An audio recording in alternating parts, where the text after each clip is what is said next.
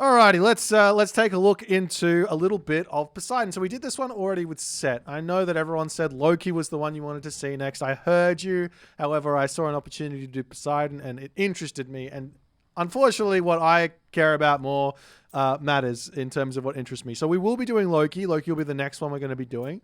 But we're going to jump in and do a Poseidon one first. So effectively, I've got a whole bunch of 1800 plus games to go through.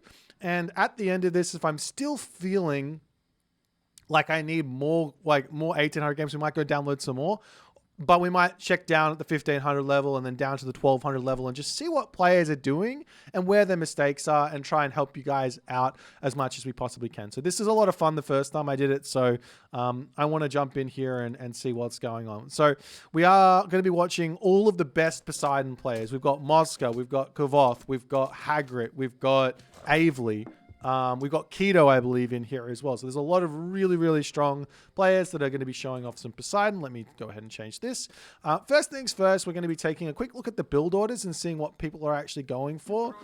Every single game here might be different because I do think that the Greek build order is the most flexible, but we'll see what sort of options are going to be here. As we can see that Mosca goes 3 villages onto food and then immediately jumps over onto this storehouse. And then he's going to drop a house, and then he's going to get himself a storehouse here. So he's ready to start making his building wall in his main base, popping off from the tree here. Effectively, you just want to... I feel like you just want to be finding ways to block off your base. He's then going to chuck a whole bunch of villages onto food. And the easiest way to kind of memorize these sort of builds is just to give yourself little templates. So the first template was 3-2-2, and then the next template was up to 7. And now he's going over to wood. So you guys got to remember 3-2-2 and then 7. And then you can start working out where to next. Is Mosca, I think he's just adjusting his build here pretty crazily. Thank you so much for the $2 there, Alex. Christy, I appreciate you, my friend. How you going? Thanks for coming and saying hi, and the support means a lot. All right. So wait, let's flip this around. So while Mosca is advancing, I wanted to make quick note of what he's done with this Katoskopos. I think this is really important. While he's advancing, he's making sure to run this Katoskopos through his opponent's base. So he knows exactly where to send a unit. So he knows he can attack here. He knows he can attack here. He knows that because he's got Aurochs, there's not going to be a whole lot of opportunity to attack the food. So there's only really one position here. Now, this could also mean that Izumato should know that he can just leave some heroes here and he should be completely fine. But it's definitely something to go and attack just in case your opponent makes an error. So he also grabs himself just a little bit of favor. Goes up to 4 favor before coming over onto gold and wood. And it looks like he's going to be going for a town center here as he moves off. So this is a really, really nice, quick, fast second town center build. You can go back and watch again to sort of jot down all the little things that goes on. But this is going to be nice. He's going to come over here, grab this, and be perfectly fine. Meanwhile, the Centaur actually not going to raid here. So I think this is a decision based on the fact that he's playing against Shenong, who's got access to the Yatsa and also access to the Pioneers. So keep that one in the back of your mind there. Alex Christie with another donation. My dude, thank you so much. Mwah. You're an absolute legend. I love you. I love you so much. Okay, so now we take a look at where to go next. So at the moment, something that I find a little bit strange here is that Mosca has left 4 villages on wood, 3 villages on gold, and only 4 villages on wood, on food here. Now he does have himself 138 food in the bank, but this is not going to be enough to continue villager production if he gets harassed anywhere. However, as he's going to get harassed a little bit over here, is he going for another town center? This is absolutely wild. I think he is. He's taking a lot of damage here. He does almost lose a villager, if not already losing a villager. But this is obviously not good for him as he's out onto this position now. And it looks to me like he is actually going for a 3rd town center here. As the Yatsa come back around, losing more villagers. Kind of not caring about it, I guess. It's not ideal. Gets himself out his Atalanta. And he is indeed going for a 3rd town center. So this is absolutely wild in terms of like peak amounts of greed. But potentially the idea here is that because you're playing against Shenong, you know that Shenong's only real options for raiding come from the Yatza. And as Poseidon, you've got access to Atalanta, so you can actually deal with these raids better than the other Greek gods. And following this up, Shenong generally won't go into cavalry. Generally, they can. He can. They're not terrible, but they don't have that faster upgrade that comes with a Gormang, which is the god path that has forest protection, right? Or the Tawu. So you can't get the speedy cav, so it's a little bit less efficient to be running around raiding with those. When you've also already got the Yatza, which are also really, really good at doing this, but not against Poseidon. So I guess this makes some sense in that regard. They're going for a fast 3-town center, not really going to be under any crazy pressure from the raids. However, there are some pretty brutal timings that you can get hit on. And I guess the final thing is, if your opponent scouts this out, what is the reaction here? A lot of the times your reaction can just be to go for 3 town centers yourself. However, Izamado doesn't even have 1 town center. So Moscow is playing literally peak greed. And I think had Izamado just gone for a big attack here off of 1 town center, he might have gotten punished. But doesn't end up happening. I don't actually know. Maybe he'd be able to hold as the Deuterino is going everywhere. And military buildings coming up. And now we're going to start seeing, as he's also going... It's a 3 TC fast heroic against technically speaking a 1 town center fast heroic. That's like wow. I mean, he's dropped the 2nd town center now, but I mean, okay. I would never do this. All right, fantastic. We got some archery rangers coming up, and we'll see what sort of a unit composition he's going for. He's just getting all of his upgrades in first and foremost. Villager distribution is kind of a little bit all over the place. Not really any significant settings here. It's kind of just going for more equal than anything else. I can imagine that's probably a goal as he sees the army comp that his opponent's building, and he's going to say, all right, time to make some Toxotes and some Hippias. So Toxotes do deal with these halberdiers quite nicely because they've only got 5% pierce armor. And a ceasefire to come in to bide some time. And that does allow the Fey Beast to get dropped down somewhere and cause some problems. There's more upgrades coming through. And Isamado's push here, because of that town center, is just quite slow. Alright, so pushes out onto this position to take somewhat of a fight because he's about to lose his town center. I don't think he can actually win this fight. I think maybe he should have just sacked the town center and got the militia in. And that's what's going to happen, but he's going to lose a couple of those as he's retreating back. And now villagers to come down. So how do you defend this is the big question, because this is where a lot of people would go wrong in this sort of a position. You get yourself cut off in the half. Up onto the top, there's villagers here. There's a town center here. There's villagers here. There is a 20-ish villager advantage for Moscow at the moment, but he hasn't converted that into sort of military advantage yet. So there's some difficulties to come forward here.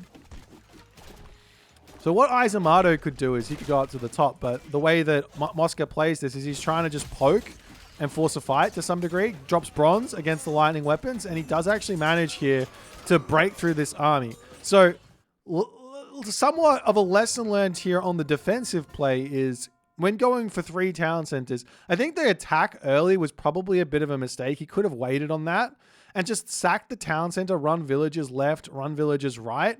And he would have given himself enough time here to get himself up to that full pot for a bronze and then push out. Even though he's going to lose this town center, it's kind of fine. But regardless, you see the plan here against this Shenong was just, let's just try and boom. So that's really interesting. I'm hoping we see something else kind of similar to that and see what the other sort of options are. Because I feel like if Izamado scouts this, or if the Shenong scouts this and goes into their own 3 town center idea, or some very, very specific 1 town center push, specifically with this god here, Drought, I feel like this could be very, very dangerous. And obviously there is the ceasefire, but ceasefire, that's only half a drought. So you're still going to lose the buildings and everything else afterwards. But anyways, that's game 1.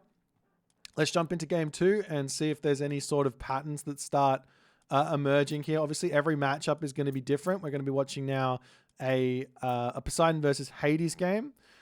This is, if you got any questions in the chat, feel free to drop them in there. By the way, I'll try and answer when I can. So Moscow at the top here. This matchup here, Poseidon versus Hades on air, a very, very interesting one. And Super Saiyan is quite good in this matchup from my experience. However, Moscow, he's got probably the best booming Poseidon out there. So I'm very interested in how these things are going to go. And he's still going with this build order of 2 to wood. So 3 food, 2 wood, and then over to gold, regardless of the map spawn, because he drops the lure down. Is he also getting pickaxe here? He also grabs pickaxe right away. So this is why he's doing this. I think I might have missed this in the last one. And then he drops his house, and then he's going to go for the mining camp. Makes a lot of sense. I like it. Normally when I complain about the lure, early lure, it's because nobody does anything with it. They go, oh, we drop an early lure and then we advance for 4 minutes. And I go, why? Why not get pickaxe at the very least there, right? It's because you're saving all the wood and everything else. But nonetheless, let's fast forward through this and see if this is going to be the same. So he went 7 onto food in the last game, and we'll see if he's going to change things up here on his build order. So 5 to food, 6. He only goes 6 here at the moment. So I don't know if this is just random or he's kind of not sure exactly what he wants to do. And that's okay. But straight over onto wood does indicate he wants to go for a town center nice and quick to some degree. Still 6 on food. And it's going to be 1 more villager, I think. Yeah. And then he goes for like a slightly late advance time, but totally fine. And let's have another look at what the scouting is looking like as well. Actually, let's flip this here. So he's getting chased around by Super Saiyan, but nonetheless, let's speed along and see if he does the same sort of move. He's going up through Hermes against Hades as well, sending the centaur into your opponent's base. You can't get a whole lot done with it because of sentinels, but you do want sentinels to get pushed out. So it probably doesn't matter where you send the centaur, as long as you send it straight into your opponent's base, don't lose it, and you're probably good there. But nonetheless, all these villagers onto gold, easily going to come over and drop the town center. And this will let Super Saiyan go for his own second town center straight away, if he's aware. And okay, so town center and the centaur is off to the races, and the Katoskopos comes through to scout where to look for first. He sees the gold mine, he sees the wood, the food here, and there's a wood line over here as well that he's going to note. So he knows that he's on the wrong side, but then again, like I said, I don't think it matters. He just wants to get some pressure on here.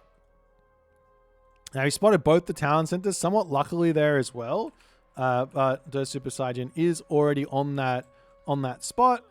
As the centaur searching in, roams around the side, no villagers here. He sees them in the main base. And there's the Ajax now as the centaur has to pull back. So he's not going to be able to get that sentinels in, but he gets his own town center up. Let's have a quick look at exactly how much faster. The town center was basically at the same time here. So all up, if we take a pause and stock take of the differences here between both of these players, just to see exactly what's going on. We've got both of these town centers roughly at the same time. There's a slight advantage for Moscow. I don't know why. Moscow's town center here is just about finished.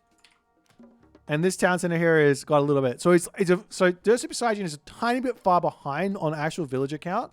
Tiny bit. Like in the differential of probably like 2 to 4 resources, 2 to 5 resources every villager, right? So not a big amount. However, he does have himself Volts of Erebus. So that's a pretty big advantage here for Super Saiyan, because that's an extra 2 villagers going at the thing. Okay. Up onto the top.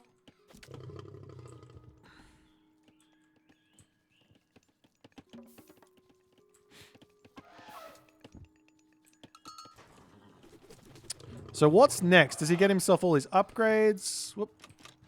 Does he have... can we get rid of this, please? He doesn't get hand axe.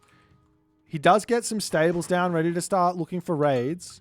Now, this is interesting to me, because what has he looked at? What has he spotted that makes him want to build cavalry here? So over onto this position, unfortunately, those elephant will be both on the town center. So there's no way that Der Super Saiyan is going to be hunting them out here. It's not really a raidable spot.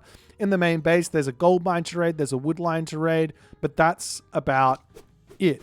And now he's going to be denying some wall stuff. And I think, as we're also seeing Spirited Charge coming through super early, I think the idea here is mostly just to look for outplay.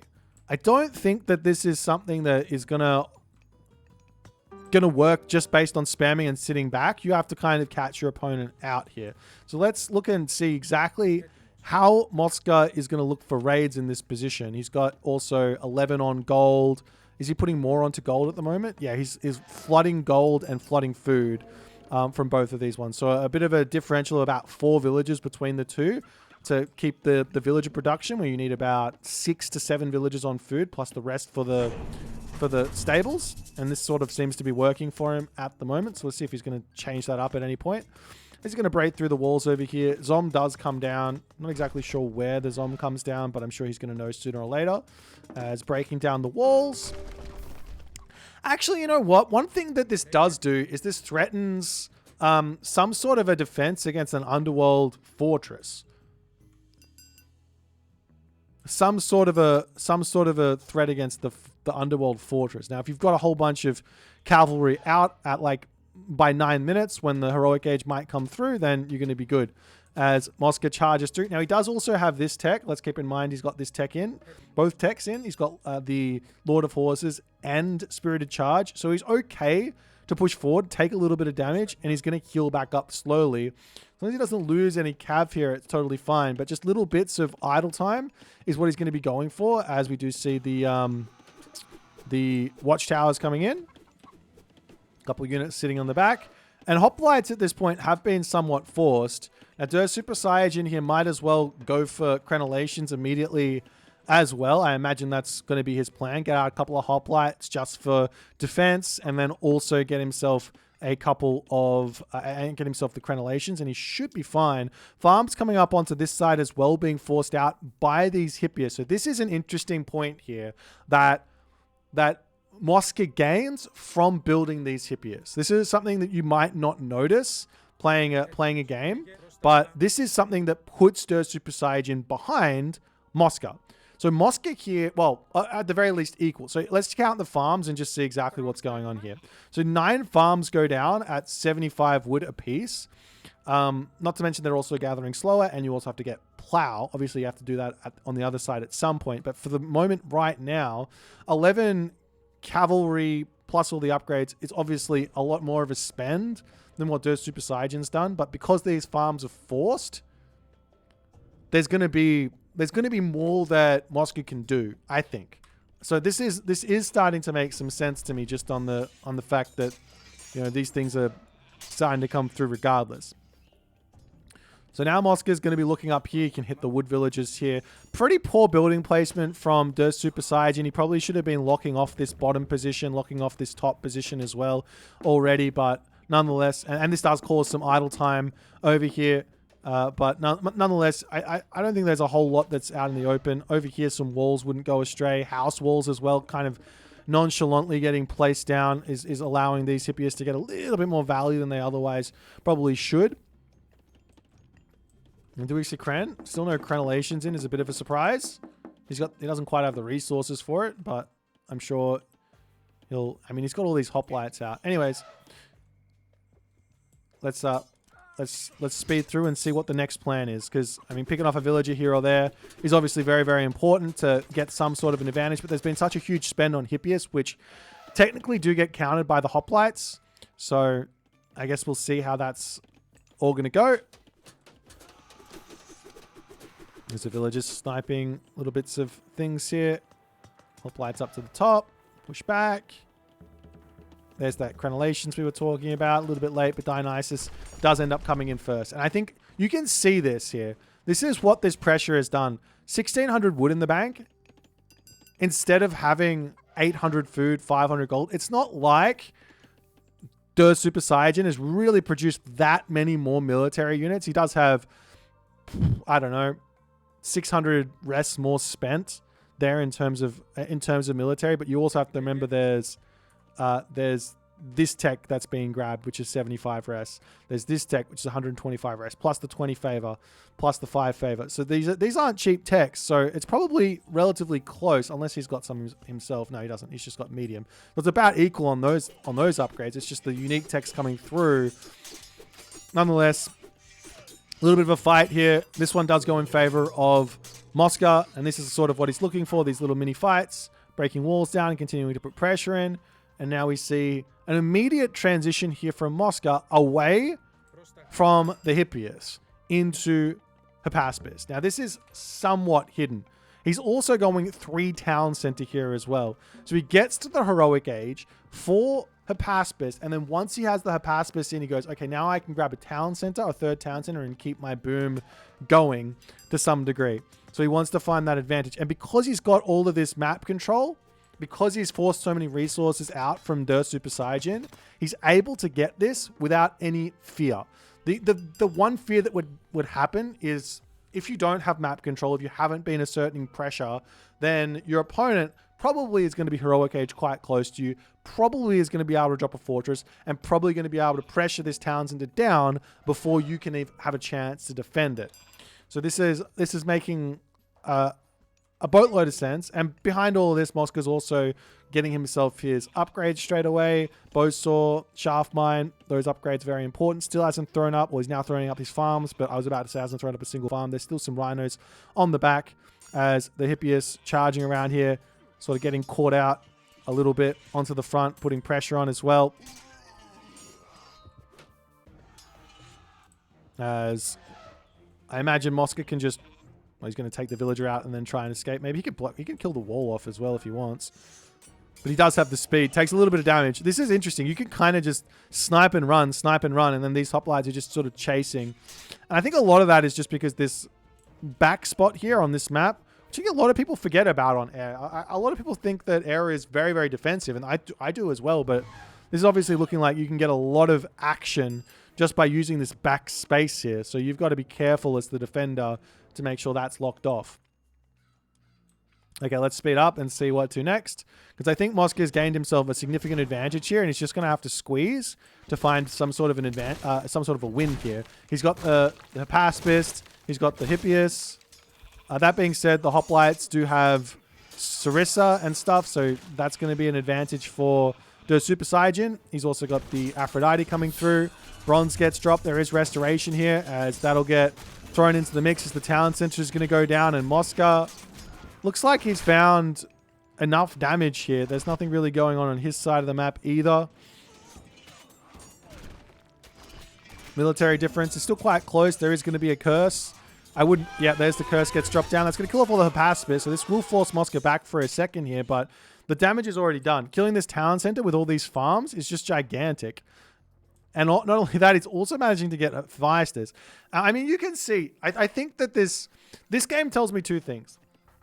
One, while I don't think the Hippias got a substantial amount of damage, the damage that they did get, namely A, forcing farms, and B, forcing miss macro, was the big one. So I would be interested if maybe, and Der Super Saiyan is a strong player. I think he's top 100 at the moment. But it would be interesting to see how this would go, trying this against a sort of top 10 player. It's Mosca is a top 10 player himself, especially with Poseidon. So it would be interesting to see if this would be as one-sided of an affair. But at this point, the fact that Hephaestus is already in, the upgrades are going to come through, the town center fell. At this moment, yeah, you just squeeze, get your upgrades, and the game is done. It's very, very difficult to find a comeback when you've fallen that far behind on all the timings and everything. Okay. Upgrades are not factored into military costs. No, upgrades are not factored into military costs. So you do have to sort of add those on top when trying to work out where someone is in a game, what sort of a position someone's in a game. Okay, so that one's really interesting. I'm going to have to try that sort of an idea out myself. I don't think I've tried it. Oftentimes I find it very difficult to get the 2TC into Hippias straight away cleanly, but Mosca did it super clean. Like, take a look at the military production here, and you can see at around 6 minutes, he's already starting to get these Hippias going. And by 7 minutes and 30 seconds, he's on 2 TC with 1,480 military resources, which is a lot. Plus, he's got those upgrades in as well. So that's something to work on. So go back and watch the rec and check the where the economy goes if you want to try this strat out. I think it's going to work in a lot of different matchups for sure. Let's keep going as we drop down to the next one, which is going to be Moscow versus Kavoth. So we're doing a lot of Moscow games here to kick it off. There is going to be a variety of players. All right, you missed. Can you repeat it? You gotta have to go and watch the VOD. All right, onwards and upwards. So again, Moscow opening with this. I'm gonna have to steal this build. It looks amazing. Does he go pickaxe? He goes pickaxe as well. I absolutely love it. It just seems to work so cleanly for him. So 3-2-2, 3, 2 onto wood, 2 onto gold, and then 7 onto food, right? 6 onto food. Excuse me, 6 onto food. Then the temple. Then over onto wood. Then over onto gold. And it just gives him the resources he needs for a very, very clean, fast second town center. Now playing against Kavoth here. This is Nuwa. So yet again, does not send the centaur forward here against China. This is something that I think is very, very stock standard for Moscow. And I think you're just going to have to take a think about it as to why. So let's go through this now and maybe come up with some sort of theory crafting as to why a centaur goes forward and when.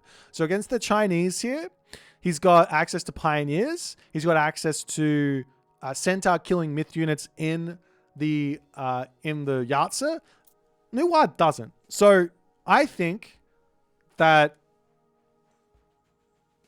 Moscow is scared of this god power, Earthwall. If he sends his centaur forward, Earthwall sticks the centaur inside of his main base, and then he's going to lose it, right? So he probably doesn't want to go after that. If we come after the Greeks, probably don't want to send it forward against the Poseidon because of the Atalanta, maybe. It's 5.5 speed for the Poseidon. Against the Hades, we saw him send it forward. Against Zeus, I imagine. Maybe he doesn't want to send it forward against the Egyptians because the priest and pharaoh were there. But I guess maybe he does because they're very slow. He can outplay that. Definitely want to send it forward against the Norse because they can't do anything. Maybe don't want to send it forward against the Caladria because they can make a hero pacify and then get the centaur killed, but there's still some room to outplay there. So maybe against the Atlanteans you do. So it might just be against China and against Poseidon that he doesn't send them forward. So that's going to be something to keep a little look-see for a little bit later. Anyways, town center coming up for both players. And one thing to note here is that Moscow goes for the back town center here. And is he going to drop stables down straight away? Nope. He goes for the fast 3 TC. All right. Ask yourself, why are 3 TC here against what Kavoth's doing? Take a look at the map. All of a sudden you go, I have to break down the earth wall, which is very, very tough to break down. If I open up one little segment here, he can just wall it back up immediately. So I have to break down the entirety of the wall to get in. And all this hunt is on this spot. This gold mine here is potentially raidable. But, I mean, let's be completely honest. This is going to get protected very quickly with a wall here and a military building here as well. So there's really not a whole lot of stuff for him to do here. So he decides, okay, we go 3 TC. Now, the question here is, will Kavoth notice this or not? Now, this is obviously two incredibly high-level players, so we'll see what goes on. One stable coming up after the town center. Is he going to make units, or is he going to go straight to the heroic age? We are actually seeing a couple of halberdier already coming out for Kavoth. I'm noticing that over there, but is that spotted?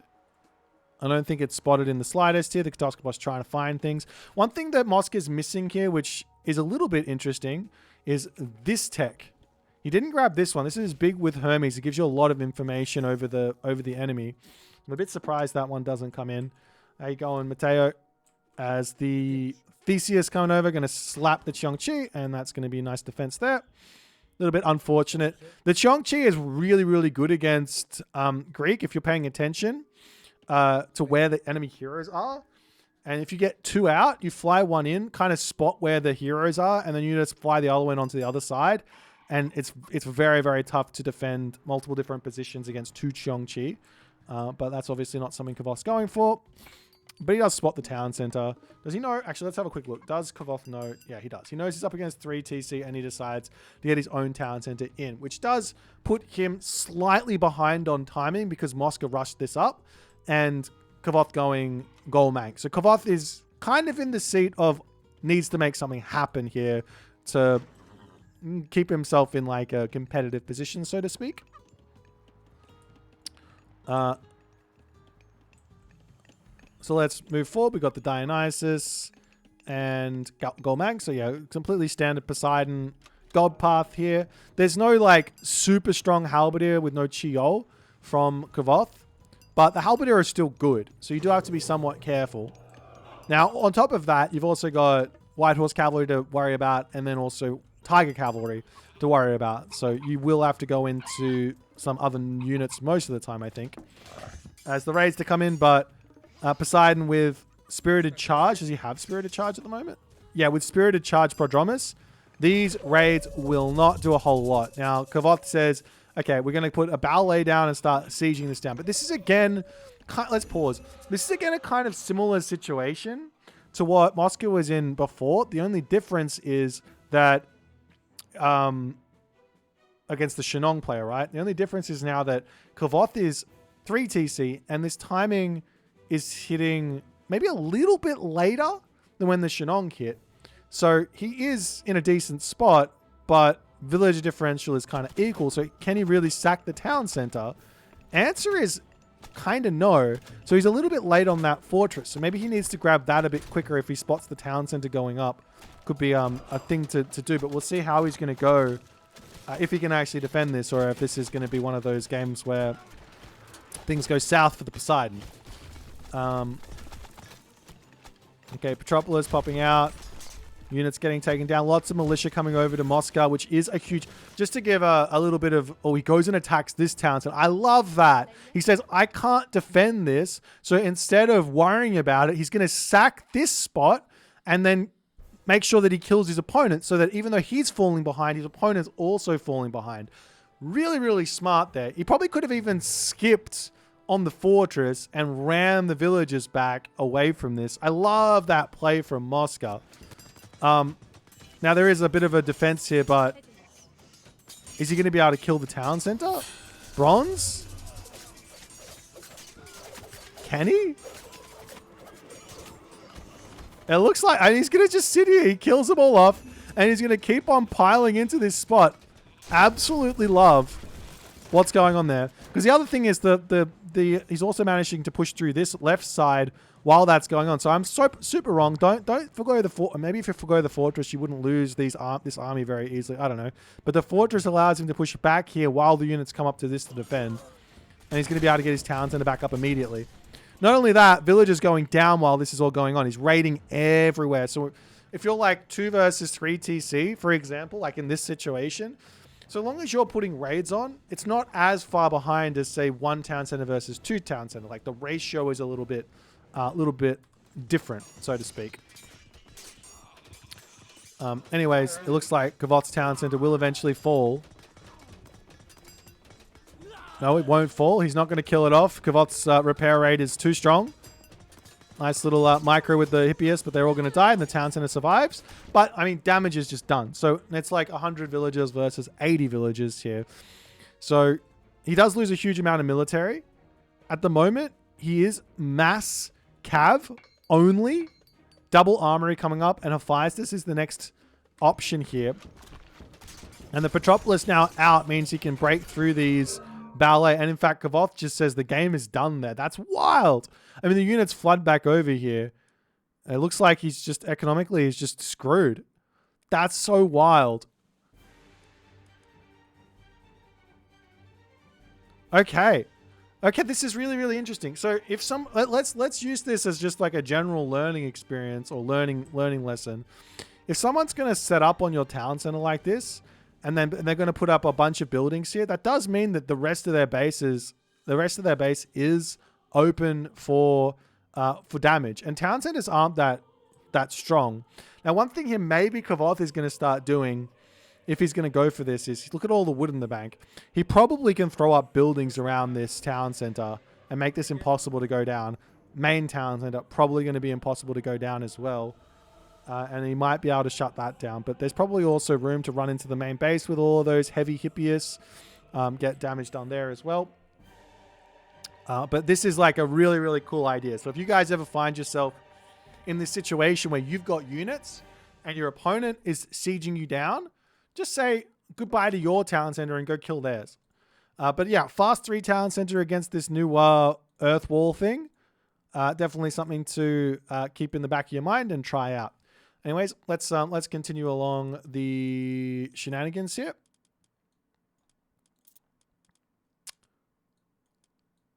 We got 1, 2, 3. Okay, now we got Moscow versus Kavoth yet again, and this one's versus Isis. Now, this next one here is one of those matchups. So every one of the top players says at the moment that Isis is... Oh, let me slow this down. That Isis is one of... We got a little bit of a differential of the build order. Isis is one of the best gods right now, if not the best god. However, inside of Isis, there's a lot of really, really good matchups, but there's some that aren't so good.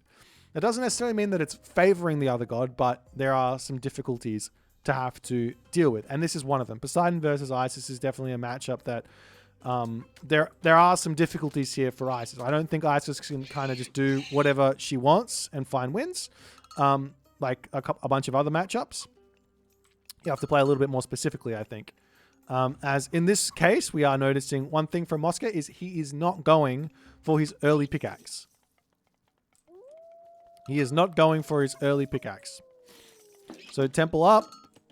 Villagers popping over here onto everything. And it's a very, very fast advance time. Now, he hasn't sent he's now going into the main base. So it's a very, very stock standard here for Moscow, as just before he clicks up, just before he heads there, he's going to check out that main base and just see where to go. And Kavoth is setting up good little defensive situations here. As the center to come forward. And he's not... Oh, he's going to get a little bit of damage onto the gold mine, but really not going to be able to do a whole lot too much. One thing annoying there, I just want to point out, one thing annoying that Moscow could have done here is this boar not being killed is a pretty big mistake from Kavoth. If you snipe this boar and just drag it out here and kill it, especially with the Atalanta tanking, then all of a sudden that's not going to be able to get grabbed. And if you take a look at the food situation for Kavoth here, he's only got 400 food left under his town center, and that could be enough for you to find a pretty significant advantage. But behind this early game pressure, we will be seeing a town center. So still very, very standard here for Moscow. He loves his fast second town center, and he does have a lot of success with it. But Kavoth is going to notice that. Oh. I don't know if he noticed it or not. I don't know. Anyways, he's going to have some sort of an inkling that a town center is coming his way. A new Boit is out. It's 2 monuments. It's going to be a barracks. And Kavoth here, he goes for his own second town center, but he knows he needs a couple of units out as well to deal with it. As, I mean, this is a usage of serpents, I guess. One thing that Moscow's missing here is the Atalanta, as that comes back. Holding what? Doesn't really matter. Okay, and then it just has to defend against the Anubite shenanigans here. Okay, so now it's double military academy here. This is super different. Obviously, he's expecting spearmen as the villagers to come over here. The scout going to notice that that's going to be the town center. So it is, while there has been just a little bit of economic damage that Moscow sustained, he comes out with a pretty significant advantage here. So what he needs to do is defend against these 2 Anubites, because this is the sort of investment that Kavoth's made before going for the town center. So if Moscow can kill off these Anubites, he will be very much fine here to move forward. But he has to sort of split his units up. I'd leave the Theseus up here and the Atalanta in my main base here personally, if I was playing against this. And then maybe leave the Centaur up with my Theseus so we can get some extra damage done. But nonetheless, pushes forward, sees the units. A couple of hoplites are coming out for the time being. Hoplites aren't terrible versus spearmen, but the spearman mass is always gonna you're always gonna be able to outmass. And now some villagers getting picked off as the chaos to ensue. A very, very difficult base here for Moscow to defend. He wants to eat these berries. He wants to defend this position here with houses. He wants to somehow pick off these garden and Nubites, but it's going to be very challenging. He's got the Centaur, Hoplite, and composition here. So this is actually something that I was having a conversation with someone the other day about, in that a Greek player went this against the player, and they said, yeah, I went Spearman and Nubites, but Hoplite, Centaur just counters it. So you can't realistically go into Axeman here, can you? But what you can do as the Isis is you can kind of get to the Heroic Age and then transition into Chariot Archers, which could be something you want to do anyway. So if you notice that this is coming, you would take your foot off the pedal of Spearman, wall up, get onto this hunt, for example, and get to the next stage. But it's looking at the moment like the control from Kavoth, looking very nice, loses his hero, and he's able to continue ever so slightly here. But this is a really, really interesting idea. Definitely something to try if you're going up against this Anubis shenanigans. And I mean, if you can get any Anubite kills here, it's...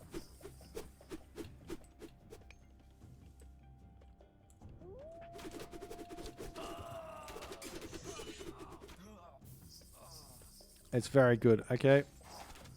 But continuing to put some pressure. All the priests out to heal up so that damage doesn't come in, but you still want to keep on... You want to keep them still, right? So keep on putting pressure. I should probably be looking at the resource distribution, but look at this. He's got nearly everyone on food. Let's pause. Nearly everyone on food, only 8 on gold and 10 on wood, 6 on favor. Obviously, the hoplites, very, very expensive here. Plus, he wants to get to the next age at the moment. Now, I'm not sure it's a good idea, but I think the reasoning for why Moscow keeps on putting pressure on is it keeps Kavoth preoccupied, or it keeps the ISIS player preoccupied. So he's not going to be able to split up these Anubites and do some multi-raids. If he sends 2 over here, 2 over here, and 2 over here, then all of a sudden those heroes can't be in all of those positions and do good things there. Thank you for the subscription. Viper, hail to the Viper. I appreciate you, my friend. Hope you're doing well. As Moscow's still taking this fight, it does not look like it's going well for him. Turns out you can just spam Spearman into this and it's totally fine. But yeah, this is the spam difference, right? Like, there's just so many more units out for Kavoth, I guess. The Centaur upgrade coming in.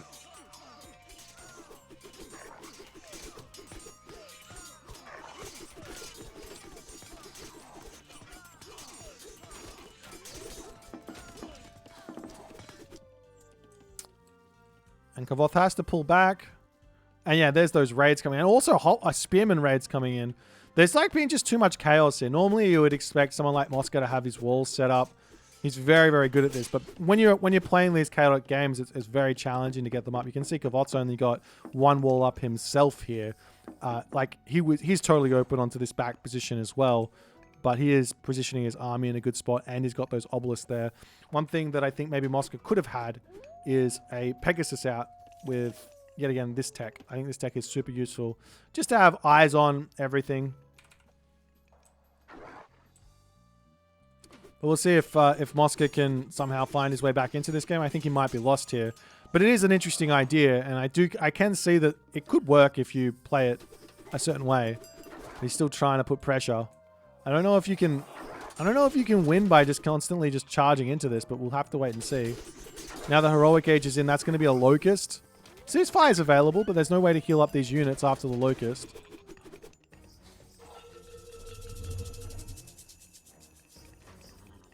And now it's heavy heavy spearmen versus medium hoplites as well. I don't know who wins that fight. Mosca, this seems to be something he does a lot. I'm not sure I agree with it, but he loves this third town center while going to the heroic age. I'm not sure why. Maybe he's just got floating so many resources he can't spend because he's at full pop. Could be the idea. But you are about to spend them all, I guess.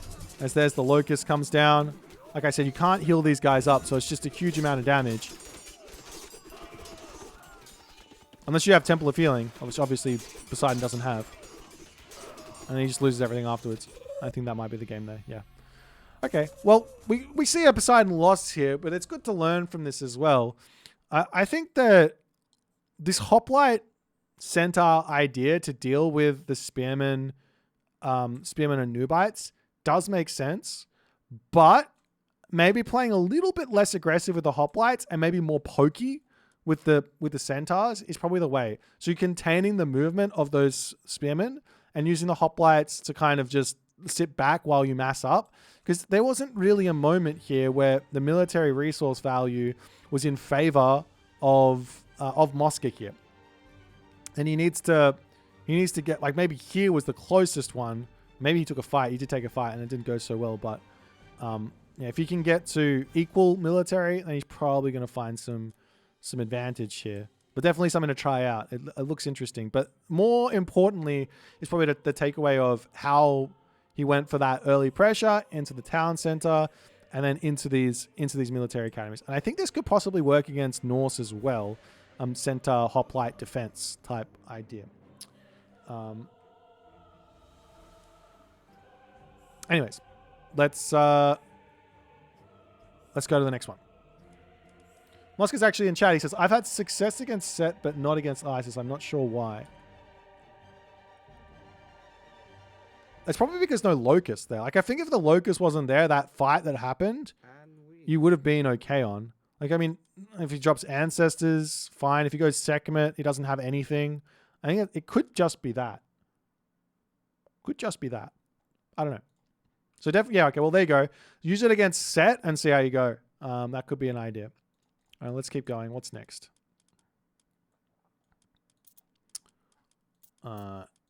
This one we're saving to the very end. Okay. Tiger Boss. And now we get to watch Kavoth playing some Poseidon here. So this is a Poseidon versus Kronos game. Both these guys are top level players. So good to learn about this. And Kavoth here is not doing any sort of special build order like Mosca. He does go for the wood as well. But yeah, no pickaxe. And yeah, this is one of those question mark ones where I'm like, why... I say this all the time, but why do this? I mean, it does go for a fast-ish advance time. But why do this if you're not going to go for the super fast advance time? Why not just build a granary? Is always my question. But some early automatons here. Kavoth's building placement are always superb. You can't get in onto this position unless she's coming from the back. Look, he's got everything on one spot, basically. All in the one screen. So this one Theseus is going to be really, really powerful. And then the automaton get pushed back into the main base, scouting, just seeing what's happening. And then it drops a stable down. So he sees the counter barracks, which means he goes... one thing that I think Kavoth is really good at, that I think is probably better than most people at, is the reaction game. So if your opponent does X, that allows us to do Y. If your opponent does, you know, and you can always sort of react to that very, very nicely, right? So he sees the counter barracks and he goes, okay, that allows me to build a stable. But that doesn't necessarily mean that Terma are coming. It could be catapulties. So it is a little bit of a guess here. But anyways, let's rush forward. Makes himself Eye of Horus, not the biggest of deals. Sort of just hunting for oracles at the start of the game here. Gets one. And just constantly searching and making sure no town centers are getting grabbed so he can react to it if need be. And he actually does go for the town center himself. So to some degree here, he confirms, as he sees the army, he confirms this is a one town center Kronos and decides, okay, it's Giza. I'll get my Rhino. I'll get my town center. And I don't have to be on gold for a little bit anyways. And we'll start to react to what's happening a little bit later. It's a little bit scary going up against the automaton Kronos because you've got only 2 heroes. But there's also some Centaur to help out behind this, I think. So we'll see what he's going to be able to do. No, he's also got a back gold mine. So yeah, this is one of those ridiculously good defensive maps. So maybe Tigerbot's making a misread on the map with this strat. But it will be interesting to see maybe if it was a forward gold mine, if things would have been a problem here for Kavoth or not. It might not be. We'll see. One Centaur getting sniped down by Tiger Boss as the Rhino gets taken out. And now he's charging in to take out the town center. I like this little move here from Kavoth. This is something I've started doing as well myself, is any melee units that are going to be defending against a town center. Say, for example, like if siege towers coming or portable rams coming, you just sort of sit behind your town center. He's very far behind his town center, but you sort of sit behind your town center and you garrison in any melee units such that whenever the melee units that are going to be hitting your town center hit, that's when you pop out and that's when you kill them. That way you're not taking any damage while you're waiting for them to come in. Yeah, if Kavoth's put the first lure, this lure on his second town center, he wouldn't have to be on this wood here. But I don't think it's that biggest of deals because he's got back zebra as well. So he gets away with it, but... Well, doesn't get away with it, but it would be an option. So this is really scary here. He is on this back gold mine, so at the moment this would be down to... If this wasn't here, it'd be down to about 600-ish. So let's sort of figure out... Would he be able to get onto a second gold mine here? I don't know if he would.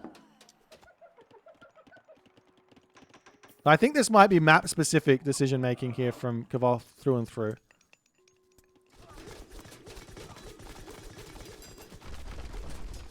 Random watchtower to come in.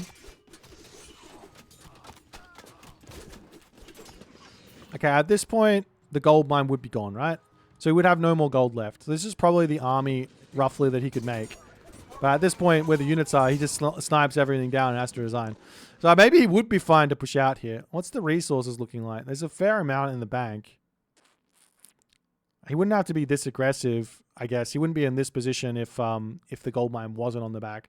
But potentially just if he was pushing around onto the back here and trying to knock onto this gold mine would have been a little bit safer. And time shifting buildings over here to make an attack through would have been an idea.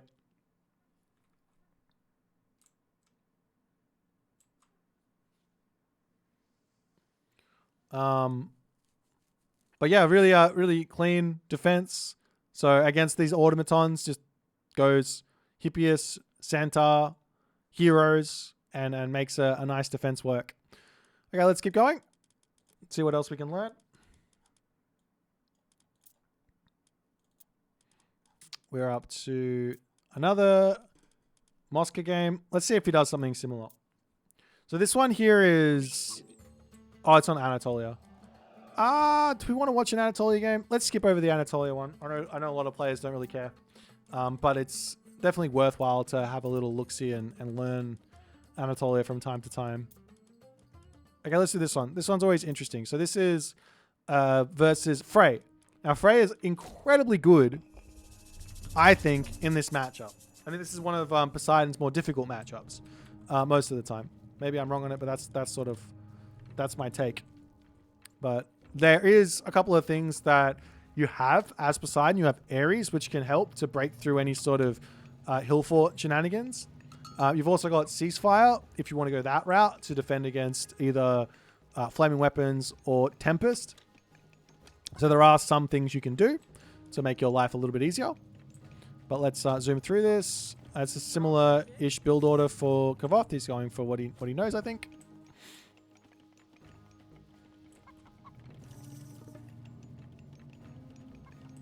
And it will be Hermes. So no shenanigans here, I don't think. Okay, and then it's just immediate pressure. And he gets a villager kill. Loses half of the HP of the Centaur, though, for it. So it's not the end of the world there for Bachi, but He can't really get damage done because he's not in the next stage. And then just motoring in with more pressure. Is he going for a talent center straight away? Okay, so he goes over here and he says, time for second talent center and play. I think that this is another one of those situations where if Kvothe had gone for a granary first into the second talent center and lured here, then it doesn't matter that this talent center is sort of average. He does have Aurochs over here that he can drag back underneath the talent center, kind of. There's a gold mine here, easily wallable gold mine as well. But yeah, I'm going to keep on harping on the lure on the second talent center thing because I think that really, really helps Poseidon quite a lot in terms of consistency.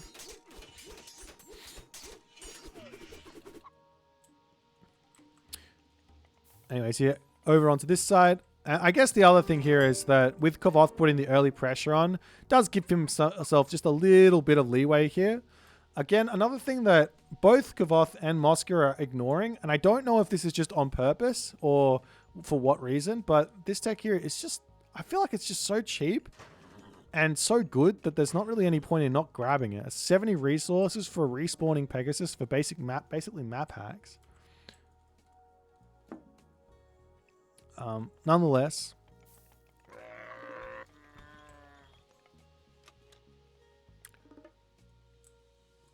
okay, so let's actually ask this question as well.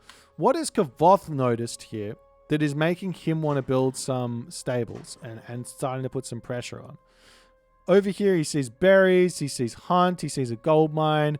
There are forward chickens here, there are forward berries, so those are raidable, and all of that stuff.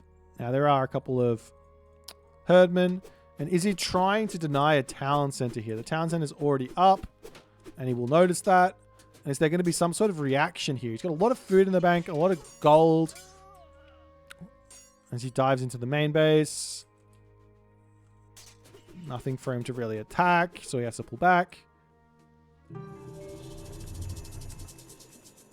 That's Guardian Fortress up onto this spot, but with the herdmen and the lack of units out, that has to just be let go. So I think after all is said and done here, Kvothe doesn't really get much from this early game. I think at this point, this would be, if you're playing this would be a situation that I think most players would end up in against Frey. Because you don't, like, he got a villager pick, that's not really much. He does have a fairly significant villager advantage, but as we know against Frey, it doesn't end up amounting to a huge amount because the half price resources or half price techs to come through. So that allows you to sort of stay competitive regardless of being a little bit behind. Gets a villager pick over here. I think Barchi has subjected himself to some difficulty here himself. He had perfectly reasonable food over here to keep on running to, but he wanted to come onto this forward deer. But yeah, losing villagers at this stage is a bit of a no-no for Barchi because he is behind. So he can't be doing that and expecting to have a good game. But looking for these raids and trying to find something to hit. Meanwhile, putting some pressure into the main base. Love that. I like the little attempt at just taking down little buildings here. If your opponent's not going to defend you, why not? So defend against you, why not? But then he pulls back, doesn't want to stay too long. In the main base, it's just straight to that heroic age. Still kind of mismacroed from Kvothe, so this could definitely be done better. Difficult, but better. So he could be in the heroic age just a little bit earlier if you want to be looking at exact timings. Whereas Barchi here, pretty good on the resources. He's just missing his armory, it looks like. So that's a big no-no as that's coming up. So he could have been in the heroic age probably at the same time that Kvothe is. And the earlier you get to the heroic age, the faster you're going to be able to start researching those upgrades, and then the less behind you're going to be when the attacks start coming through.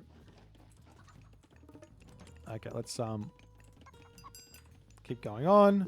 No walls up onto this spot. This could be blocking off everything that's happening with these cav. I gotta leave this open, don't I? I don't have the hotkeys for this. Hang on, let me get the hotkeys down so I can get rid of that. Spectator. Default speed is that. Control page up. Okay. And backspace. Is that right? Control page up and... Hello? Did I do that wrong?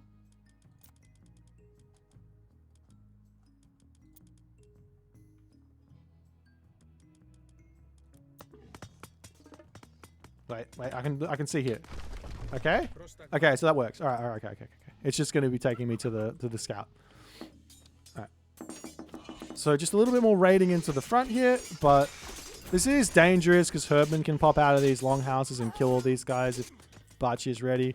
Raiding with Herdman is not really something you do. You're probably more wanting to raid with Huskal, but that's not happening in this game.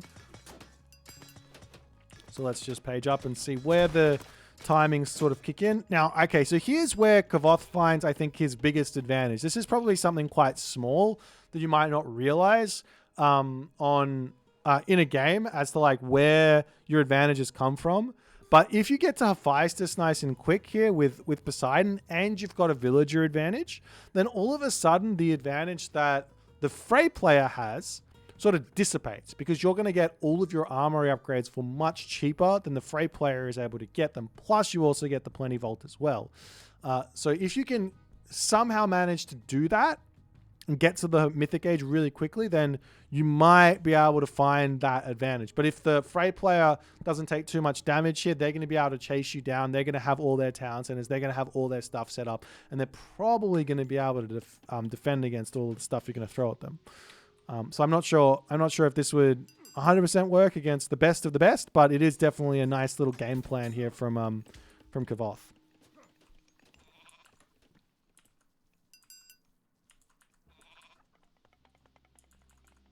So it turns out I can only go to 1 speed higher.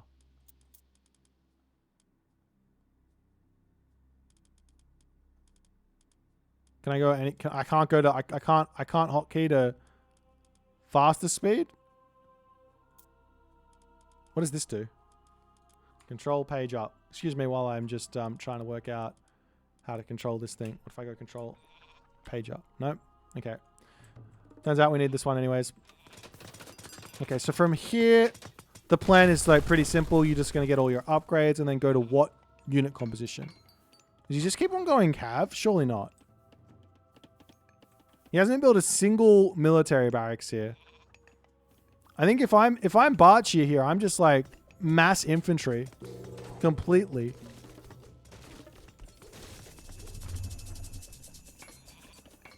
He's only 10 villages behind, so it's not enough of an advantage, though with all the upgrades coming through, it will be maybe.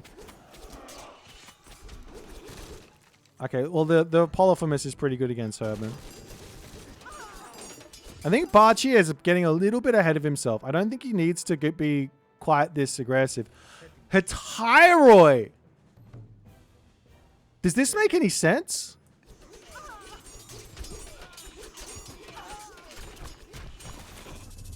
Surely ceasefire here, no? Okay, there's the ceasefire.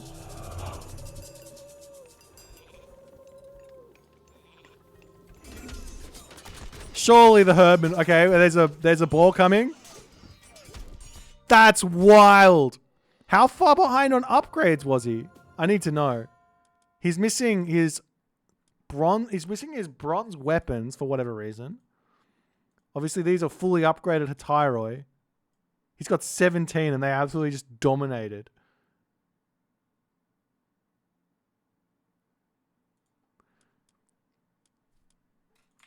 There you go. Game plan in hand. Rush for Hetyroi against a turtling Frey. Get the advantage with your raids and rush for Hetyroi. Now, I do think that there's some danger here with the Herdman having potentially going Bragi and then grabbing the upgrade. But a couple of useless throwing axemen in the mix as well. Definitely a strange composition that you have to deal with as Frey, but I think that surely mass Herdman beats these, even with bronze. Maybe they don't, because bronze with 55% hack armor, 216 HP, against how much damage are these guys doing? 6.8 times 4. I need to know. 6.8 times 4, 27.2, and then you take off the 55%. Still a hefty amount of damage, but they're getting lifesteal as well from Dionysus. Well, good luck with this. Try it out as Poseidon. against Frey and see what happens. That's all I can say. You might need to be going into some Hypaspis here, I think, some of the time. But I like the idea of getting to Hephaestus really quickly, because that sort of neuters or nullifies any of the huge advantages that Frey gets, I guess. I'm not sure. Anyways, let's keep going along as we load the replay of the next one. Boom, ba-da-bum, ba-bum, bum, ba-da-bum, ba-bum, bum. Okay, back to Mosca here, as we've got another Poseidon versus Nuwa situation. Now we're going to like sort of start locking in onto if this is sort of similar or not. It's looking like Mosca's actually doing something completely different here now. He's not going for his fast pickaxe build against Nyan. Maybe it's on purpose for players type of thing. But he's going for that other build that we saw him go for against... Oh, he's going... Wow, no, he's going Ares. Well, this is different. This is very different. Okay, I don't know if this is on purpose or for what reason, but...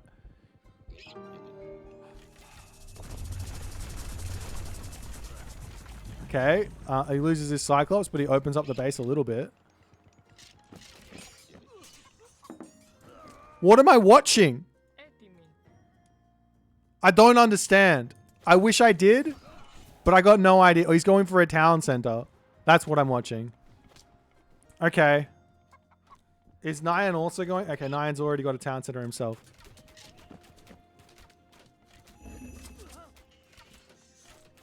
I think this is so... Oh, good dodging. This is so un-Mosca-like, the way that this has gone, that I question whether this is Mosca taking this game seriously. Okay,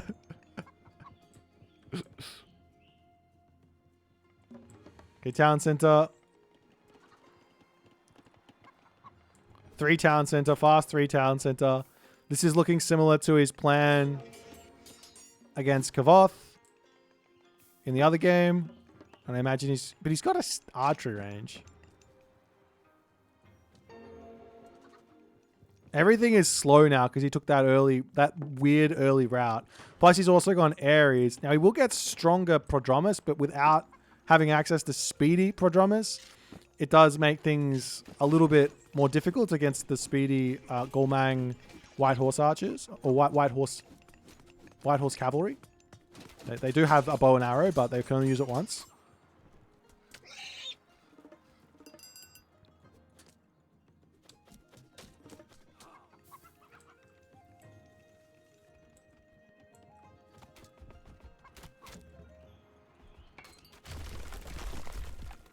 I mean, at least he can run into Nyan's base. I think he could just put a wall here, though.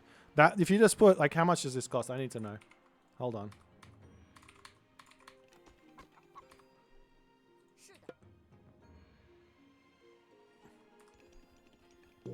Yeah, it's like 33 gold to make this, to put this back into normality. Can you also repair these? You can also repair these. Like, it takes a lot of time to repair them. But anyways. 3rd town center up for Nyan as well.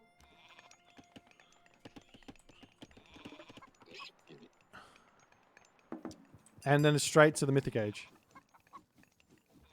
He's got his walls up. This is something that Mosca's always so very, very good at on these types of maps.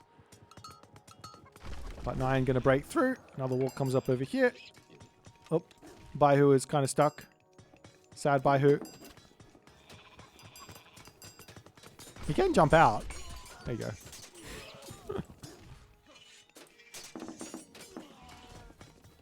But yeah, straight to the Mythic Age, and then we're going to just see a Mythic Age wall. So it's like, here, this is so different. So he goes Pestilence, Curse, or Ares, Aphrodite, Hephaestus.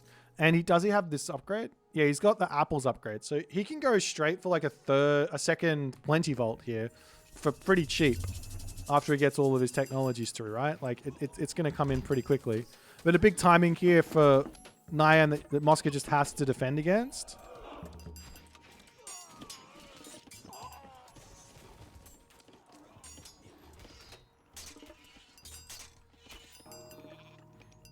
And now it's Obviously, Mythic Age for both players. And I feel like this Great Flood has to come through at some point. There you go. Doesn't do a huge amount of damage, but Nyan can't even defend this. He's so far behind for some reason. I feel like I have to watch this back and figure out why Nyan fell so behind here. Let's just actually look at this military thing here. So Nyan was in front up until this point, but then fell behind. Do you not get upgrades? He's basically missing all his upgrades, whereas Moscow's got them all. Okay, well, let's watch this back one more time, because I feel like that was not... Well, I don't feel like I learned what happened there. I just feel like nothing happened, and then Moscow won, even though he got sort of bonked at the start of the game.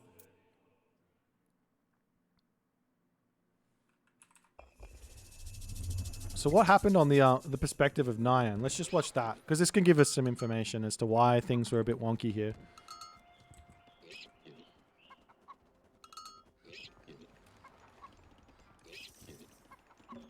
Okay, temple. How to. Probably a bit of a late advance time. Drops his thing. He uses... I uses the clay peasants on this. Normally you see people using clay peasants on the town center with Nuwa, but regardless, I don't think that's going to change a huge amount. Does he lose any villages? How far behind on the third town center was he? So the third town center is up now. Nyan spots it. This is probably... Yeah, this is exactly... I think actually maybe Nyan might even be even faster than... Kavoth was on this third town center, but I felt like the game between Kavoth and Moscow was much closer. Maybe it's just because it was only the one Quaofu. Does he get his upgrades? Yes. Yes, he's got abundance.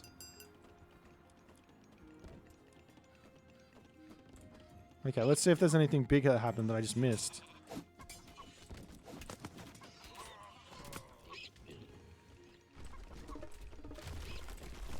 A little bit of idle time, but not enough to put you like that far in front, right? Random market on this spot, random ballet at the back here to get to the Mythic Age as fast as possible. This ballet is really like this isn't going to lose you a game, but it's just not a good ballet because it doesn't give you the extra favor that a ballet over here would give you. Because you want to... The ballets are the biggest amount of favor boost you've got, so you want to place them generally somewhere that protects a gold mine, but also somewhere that gives you the most amount of favor. So here, over on this spot here as well, or in front here if you can. He also goes for some Baihu as well, and he went for a different god path, but this god path doesn't affect your economy at all.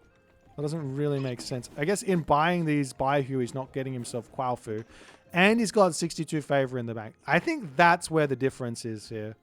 Like I think that's all this is. This is very un-Poseidon related, but if your opponent is not going to be spreading their favor, then you've just got no worries. I mean, he's going to be able to spam out a whole bunch of dragons, I guess. Which has to be the game plan. But yeah, he's just so far behind for no good reason. Okay. I don't know if you're going to find yourself finding these games yourself, because Moscow clearly here played an impeccably well macro-orientated 3-town center thing. This is quite difficult to do. You can go and watch the replay and watch where the villages are going. I might put a replay pack in the description box below for you guys to have a look at. But yeah, there wasn't a huge amount of stuff here that happened, and this strat from Moscow just seemed to absolutely dominate. So let's watch the next one, because this is a rematch to some degree. So we'll see if things are exactly the same or much different.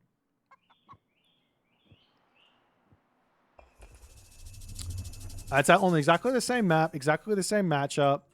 And I think these games were played maybe right after each other. So a bit of a rethinking from Nyan. He might try something wacky here. See if we can catch Moscow off his game. And he goes Ares again.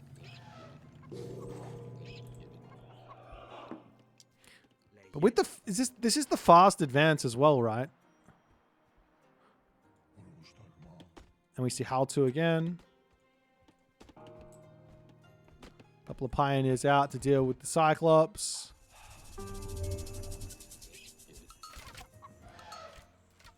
And a military camp down for Nyan this time. And immediately wandering over to his town center, it looks like. So this is a lot more clean from Moscow in this one to get his town center up, it looks like. Going for the front. And now Nyan's going for a village center? I am beyond confused.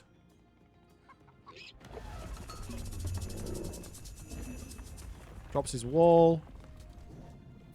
I can't see how this is going to go any better for him. Unless he does some sort of like all in off of these two town centers. Of the village center. And Moscow goes 3 TC? Okay. So he doesn't... wait, does he know? Wait, I need to know. I need to know that he knows. Okay, so he sees the village center and goes, great, I can just go 3 TC, no problems. So even if it's 2 TC, no matter what, if he sees 2 TC, he goes for the third one. Even though we did see him go 3 TC against a 1 town center, but that's neither here nor there. And then Aphrodite again. Into a whole bunch of archery ranges, military academies. Frey Beast gets dropped down, doesn't really do a whole lot.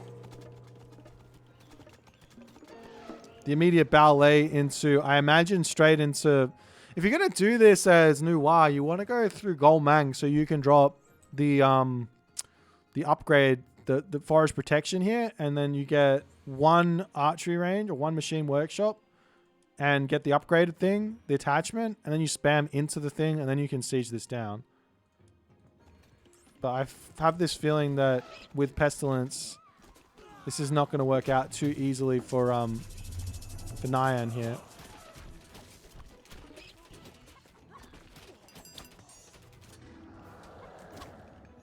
I mean, he dropped Pestilence to slow the siege down, but even if he loses the town center, it's not the biggest of deals. In fact, Moscow's not even bothering with a Petropolis here. He just goes, I'm just going to wait. And then I get a Petropolis out. I think this game might just be a little bit of a experimental feature from Nyan. And he's going to lose this position, and he's going into the main base. He's not actually that far behind on villages, so maybe this makes some sense. He's got himself that 3rd town center now coming up, and with a bunch of White Horse Cavalry. But he's on the wrong god path.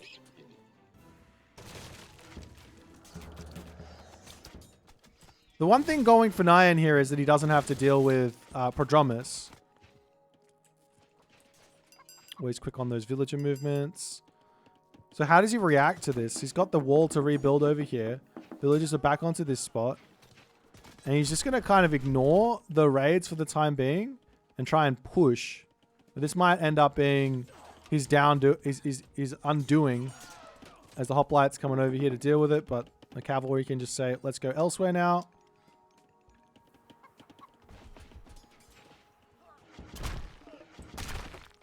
But yeah, I guess this is the weakness of this sort of hoplite, Toxotes, Peltas sort of composition against these White Horse Cavalry, is that you're going to get raided into the ground. So you have to somehow work out how you're going to defend against this. Nemean Lions is an option. If you can get the roar on with the hoplites, you can get a decent amount of damage done. But these guys can just run around the main base forever here. I mean, a wall through the middle here wouldn't be a bad idea.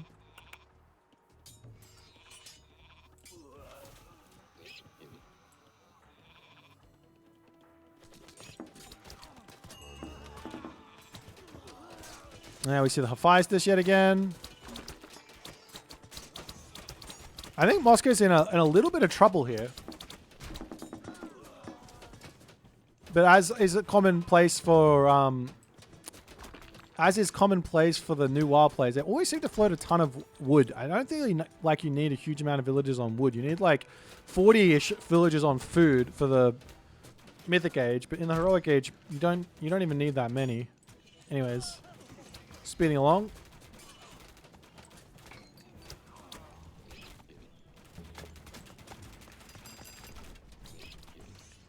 And I guess at this point, once you've shut down these raids to some degree,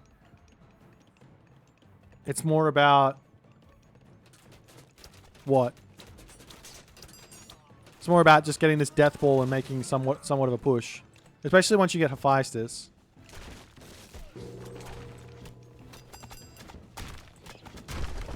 So he gets all those upgrades. That's another Fey Beast getting dropped down.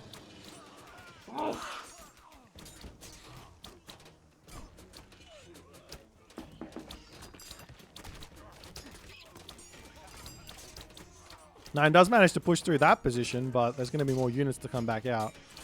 So I guess the question here is, can Mosca find a big enough advantage, or will the new late game be able to come through? I don't think it will, because you got full iron. Crazy big timing. But this game is so weird that you have to ask the question, what would have been different if Nyan just went for his own town center over here instead of the village center, and then went for this town center and then tried this strat? I think this game, unfortunately, I can't take a whole lot away from it. Shall we? Let's keep going, though. Okay, now we got our first of the Poseidon versus Norse games. I think these are the most difficult ones to have a look at. Excuse me, have a look at. I think most people will struggle a little bit in these sort of matchups. So let's see what Hagrid's going to do. This is looking like a standard fast advance here, which I think is probably your 3 onto gold. That's a lot. That's going to get the temple down very, very quickly. He pulls one off and gets the temple at the front. I like the temple at the front here. I see a lot of players put their temple close to the gold mine, so they limit villager walking time. But in putting the temple to the front, it loses a little bit of resources, but it gains resources in the time gain to get to your opponent's base and start putting pressure onto your opponent. If you're going to go for Hermes, that is.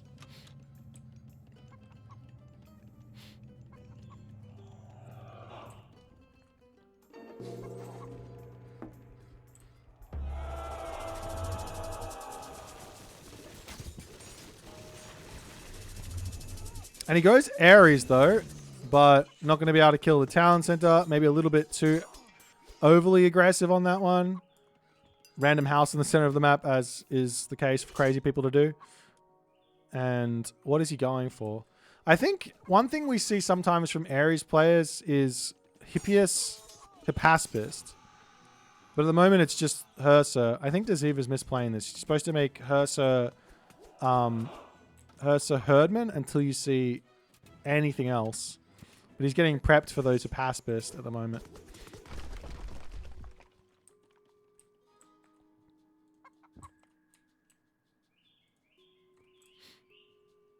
Okay, and then it's just raids. Okay, so town center behind this is very, very odd. Because this is... Well, actually, let's have a look at what our opponent sees. It's a bit of a risk, right? So he doesn't have spy thrown down. The reason this is a risk is if this is spotted, then all of a sudden, Daziv can make a decision. If it doesn't get spotted, then what? And what's going to happen normally here is, if it doesn't get spotted, it's going to be your opponent is going to have a military advantage on you, but not knowing what they need to do with it.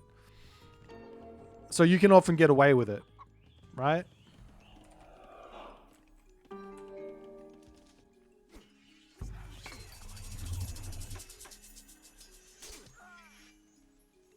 But at the moment, almost getting that temple killed. He wants it. It's so close. He sacked the Cyclops into it. Enough Hippias here to deal with this sort of a push.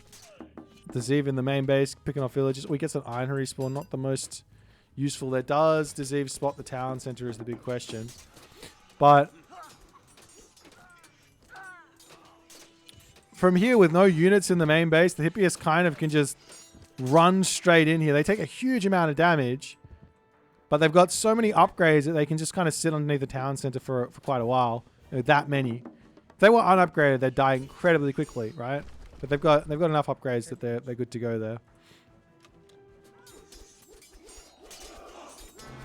turning back onto this spot. Oh, double Ironry spawn, gigantic, but I don't think Hagrid should have been taking that fight anyways. So at this point, this is kind of just looking like stock standard Poseidon play. I'm not sure what else to say here. It's just looking like Hagrid managed to get his town center up without any problems. This is interesting from Deceive. So how do you deal with this? Just go for the main base.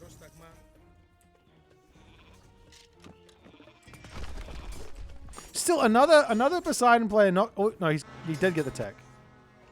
Where's the pick? Oh, that's Hermes. Never mind. Take it back. Hermes. Can I change the player colors? Sure.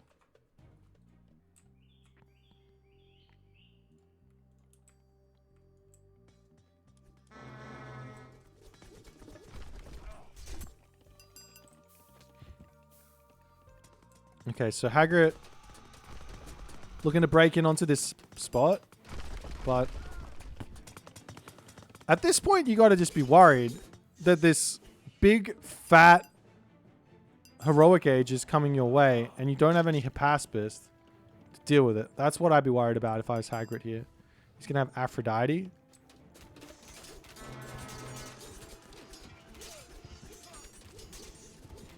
One thing here that Hagrid does he have it? Yeah, one thing he does have is this Enyo's Bow of Horror, which does make these Toxotes really, really good. I think people forget how good these units get with this one upgrade. It's really, really strong. Because the arrows, you can't dodge the arrows at all, really. So you basically don't need ballistics. You kind of do, but you don't really need it.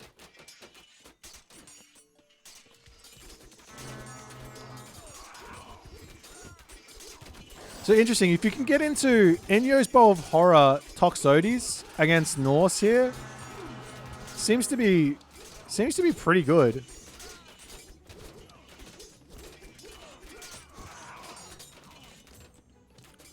I guess, and the counter to this would be to get into Huskal for the Loki, or potentially enough raiding cavalry. But Hagrid has found a big advantage. He's still not able to get to the next age. Now we see Bragi. But he's already taken a fight. You can dodge the shots, yes, but they're traveling much quicker. That it's much harder, right? Like you can see these arrows. There's no ballistics here, and they're not missing in this sort of a situation. You see how fast they travel through the air, as opposed to these drone axemen, which are much slower. But they also have a damage multiplier as well. They get a little bit more damage.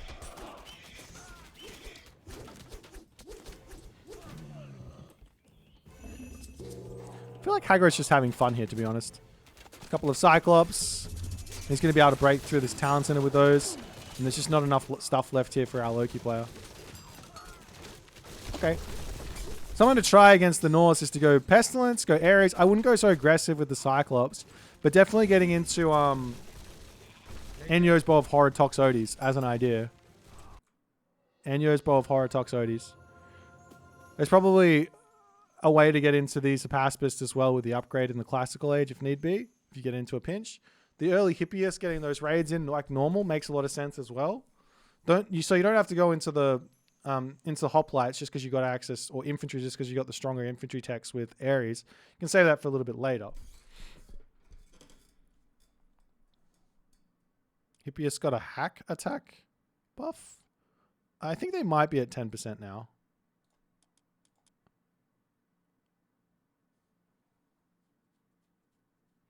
$176. So 150 HP with 176 effective hack armor. So something like that. It's about 15, right? 16. So yeah, I think they got 10%. Yeah, try the Ares Toxotes here against the Loki and see how that goes. I think that'll be interesting. Alrighty. We got one last one, and this is another Isis versus Poseidon game. This time with Keto. Keto, I think, is one of the. Oh, I hate this lure. Keto is one of the best defensive players, I think, in the game with Greek. So in the same sort of league as Moscow. Does he go for the early pickaxe? No early pickaxe. I'm gonna have to steal that Moscow early pickaxe build. I think it's really nice.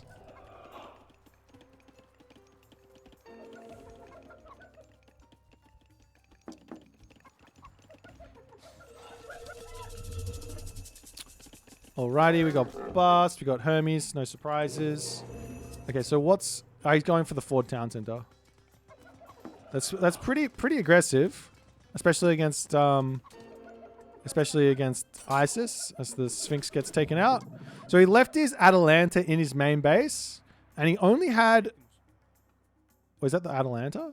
Yeah, he left his Atalanta in his main base, and he left his Centaur on this position to defend. A little bit dangerous because the Sphinx can come over and actually win this without the hero being there. Is there another hero? Oh, there was a Theseus in position as well. So he had Atalanta, he had Theseus, and the Town Center. So he had all of his weaknesses covered there. Also, oh, he does. That's a sin. Keto just sinned. He built a Pegasus with he's got 2. And he still doesn't have the tech. I'm actually so upset right now. Do people not realize this tech is busted? Let me just refresh everyone, just in case you guys don't realize.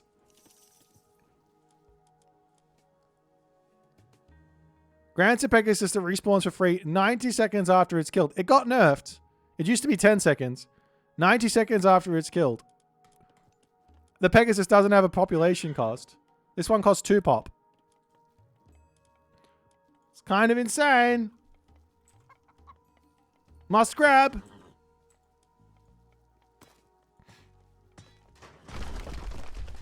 I don't care what anyone says. Just because something gets nerfed doesn't mean you stop buying it. Which means it got more reasonable than it was, right? Okay, so it's a fast heroic here from Keto against Matador. And he does have a couple of stables out. Okay, so we'll see what sort of a thing he's going for. Okay, so Ancestors Eclipse onto the economy. There's really not that many villages over here. So Keto gets very lucky with this one. Only 4 idled for this period of time as the minions are going to start moving around. Curse to pick off a couple of those minions as well. I love that curse usage there. That curse usage is so good. How much do these cost? They're 150 resources per minion. And curse picks off... How many do you get? 13. So at 150... I mean, it's like 800 divided by 150. So you're going to get like 5 or 6 minions, which leaves only a handful left. So now you don't have to use ceasefire. So he didn't take any damage on that. But I have to say that even though he takes 0 damage on that, all of these units that Keto had to build have now not put any pressure onto Matador. So Matador, behind all of this, goes, I'm going to take this, I'm going to put this, I'm going to start spamming units. So while he's used all his god powers to get this up, he's basically not had to spend anything on defense to get that position up. Okay, so armory coming through. Our second armory, and the military building's just getting spammed up. And I think at this point here, Keto probably doesn't need to attack. He just needs to be sitting back massing, generally. Like, if he can poke, that's fine, and make sure that his opponent is being sort of fair, or gets the confirmation that he's going to the Mythic Age. But realistically here, I don't know if you need to take any sort of fights. You got ceasefire as well. So I like that he backs up and he's confirmed what's coming his way. Gets his upgrades. He's going to have to start putting farms up. Walls are up all over the place. This is what Keto's amazing at as well. Like I said, super good defensive player. But now the raid into the main base. Ceasefire. Watchtowers. The differential in military is pretty close here, but I'm not sure... I'm not sure if this army... Well, is this army going to be able to win this fight? I mean, if there's enough... This is a Scorpion, man. It's not really enough stuff here. A lot of these siege towers aren't really worth it. And they're taking down the stables to give some military in. This is a good fight from Keto. I think Matador sort of played directly into his hand here at this point.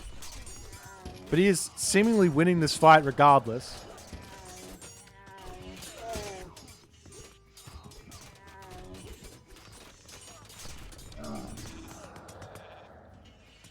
But yeah, Matador plays directly into the Poseidon's hand there. Normally you're seeing the ISIS players having a bunch of spearmen out there, but not going for those just yet. As it's a little bit of Prodromus. Does he have all the upgrades? Well, he didn't go for Dionysus either, so he doesn't have Thracian horses. Has a little bit of a spot onto this position, so raids to come through. Can he deny this? All the villagers on top of it. I think it's gonna go down. Oh, it doesn't. It just barely stays alive.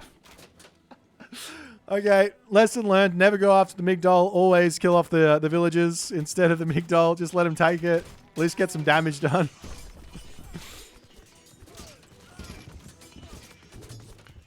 Okay, fortress denied.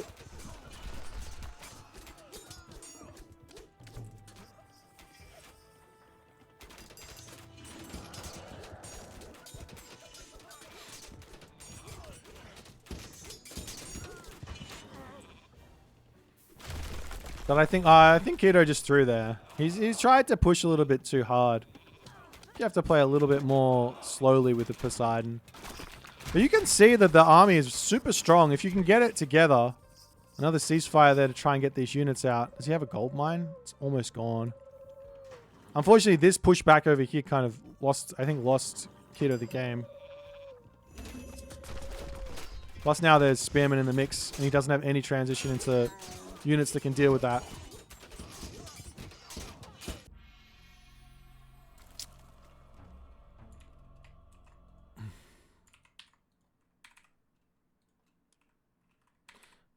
So, okay, so let me think about this a little bit.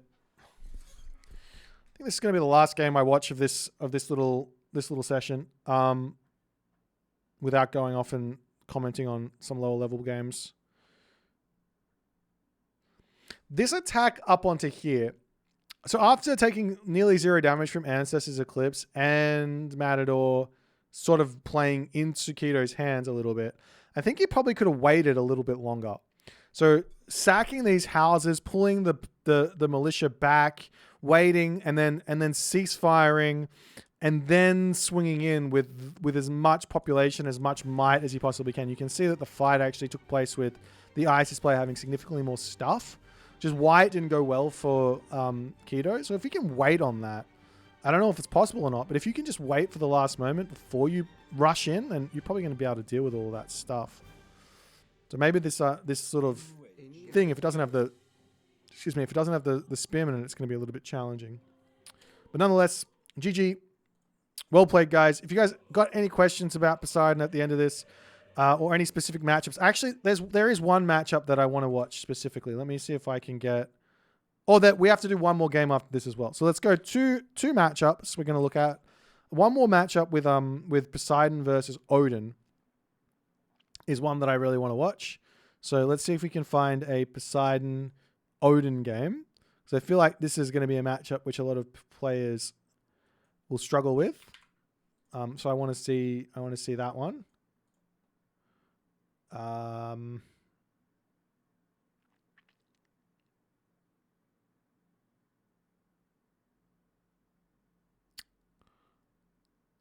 I think I can watch this one. It's another Nyan Racing Cat one. I just want to see what the sort of style here. It might be better to watch a different one, but I think we'll just check this one out quickly and just see what happens. Okay, let's jump in. Boom, boom, boom, boom, boom, boom.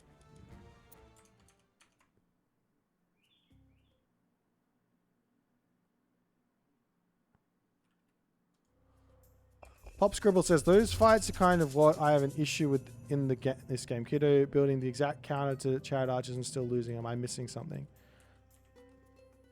I mean, if you think about it, there were Camel Rider, Chariot Archer versus Prodromus, Hippias.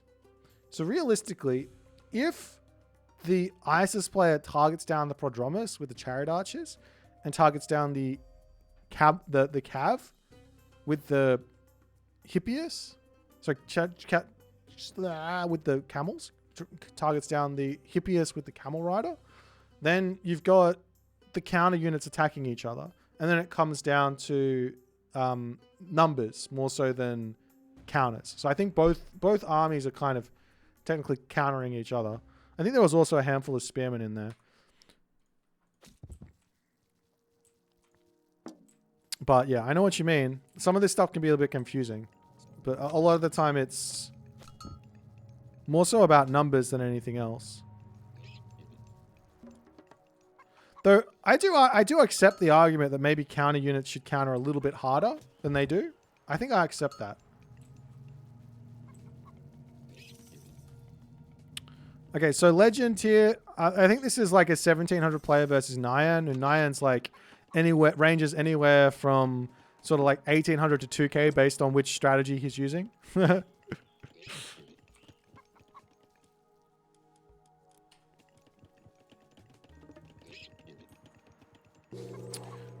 Okay, so immediate centaur going for the immediate attack is fairly stock standard. Gets defended nicely by Nyan at the moment. 0 damage.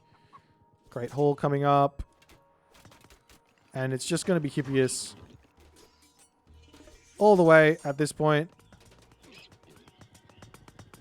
Raids onto the top. And at the moment it's 5. Does he have pickaxe? He's getting pickaxe now. He's got like 5 villagers on gold, the rest on food, basically a handful on wood. So it's just all Hippias all the way.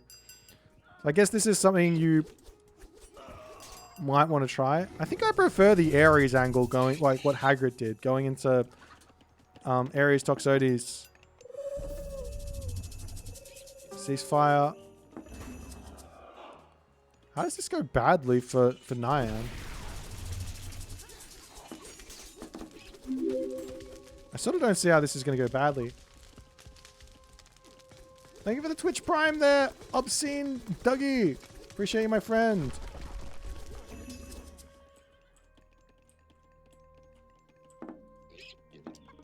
Okay, so all the units healing up. Upgrade-wise, he's getting both of his upgrades. It's exactly equal here. But one player has got Spirited Charge. And the other player... No, they both got their upgrades. A couple more units coming in a little bit late here for Nyan. Resources dropping for both players. This is kind of wild how close this is. So the... I mean, the big problem here is Nyan fighting before his upgrades come in. If those upgrades are in, I think this would have been a completely different affair. But still, the idea is go for Lord of Horses, go for Spirit of Charge, and try and take a fight before those upgrades come through. Or get them yourself, maybe.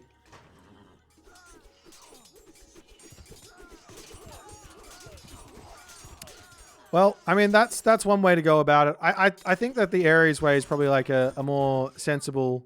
I think Nyan could have just pulled back and waited for his upgrades to come in and then took the fight. Okay, let's watch this final game here. This one I'm going to cast. We're not going to be watching it for learning purposes. It's for entertainment purposes. So let's jump in. I said I was going to watch it, so let's do it. As we spawn in the left-hand corner of the map, in the blue color, playing as Poseidon. His name is Avely. And in the right-hand corner, we have Jack playing as Oranos. We've just watched a whole bunch of Poseidon games to bring ourselves into the year of Poseidon versus Oranos. Avely has spent many games trying to perfect the art of Oranos. And then he says, you know what? Enough of trying to make Oranos work. We'll join the dark side and join the Poseidon Brigade. The Cavalry Brigade is in, and they're going to see what they can do here. Jack, on the other side, staying true to his Oranos self, says, come at me. It's Oranos time. I'll show you how it's done, Avely, as a battle of the mammoths is going to rage on here. On the left-hand corner of the map, we've got ourselves Tower of Cestus. This one's going to be myth units plus 1x for towers. Over here, we've got the Demeter's Throne, making your granaries houses a little bit cheaper. Up onto this side, we've got Armor of Achilles, making damage vulnerability to hack minus 5%. And finally, on the top side of the map, we've got Wu Hao, Bow of Huang Di. One of the most busted relics in the game, and everyone doesn't realize it. Okay. Except for if you... Actually, it's probably really good with Atlantean as well. With Atlantean and with the Egyptians. Because you get 85% like snare on a 20 range unit, the Chariot Archer, or 19 range, 20 range unit with the Arcus. All of a sudden, you've got yourself a really, really strong kiting force. So definitely worth grabbing there as the Atlantean, as we are going to be seeing the starting come up, and unfortunately, we aren't seeing those cool that cool fast pickaxe build which Moscow was showing off. Avely here dropping his lure down onto this spot. And are we seeing any sort of economic guild? Nope, no economic guild from Jack. He says, I'm scared of the early game from Poseidon. Let me just advance nice and quick. And let's see how it's going. Is it ever a good idea to get a fast TC, second TC while playing Oranos? It really depends, right? It depends on the matchups. I don't think against Norse it is. Against Egyptian, yeah, I think you can make it work. Against China, I think you kind of are obliged to go fast second town center. It's very difficult, though maybe there's some early Murmillo pressure you can do against Noir. Maybe you can go early stuff against the other players, but I think if you get locked into a one town center war against the China, you're probably going to lose. So you might have to go for the town center there.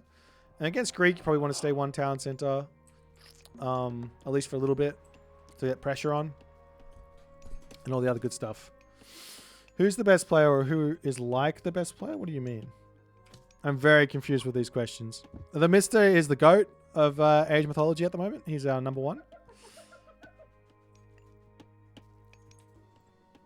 But nonetheless, the game to rage on. Hermes pops through for Avely here as the Centaur comes out.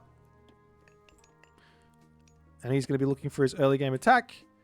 As cheeky little Sable coming up. But this attack is going to get kind of denied by the early Caladria out. So no real problems there as an immediate counter barracks to come through. Up, the dodge, the dip, the dive, the duck. Now the village is taking a little bit of heat, but the Caladria can pop back over here, heal them up.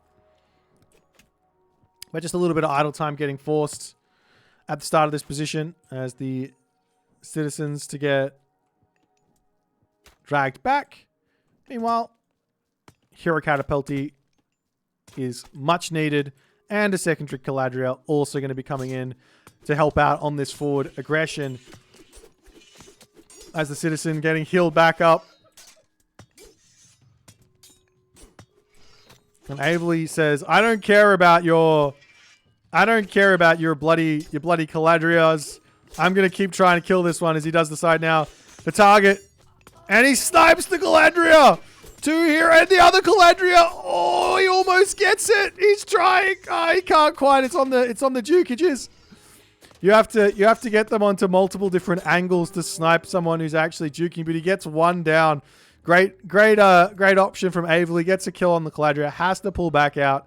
Takes a big amount of damage there early, but so too did Jack there. Jack has been slowed down quite a lot in the early stages of this game, whereas Avely's had no real hit to the economy, and he's in a good spot. However, with Catapultis coming out now, Avely's got one of two options. Option number one is to move away from Cav and go into either some... Oh, nice snipe there. Centaur to take down the Caladria as well. Option number one is to go into a town center here, or option number two is to go into either Toxotes or Hoplites. Now, generally, I prefer Hippias Hoplite so that you don't have to deal with the Terma sniping your units. But a well-played opening here from Avely. Is Avely going to be sneaking around onto the top side? We do see this Hippias over here going to have some problems against the Caladria there, but we'll get away. At the moment, no weightless mace in just yet from Jack to get those speedy catapulties out. If you don't know what that tech is, it's right here. Weightless mace for the catapulties. Very, very nice.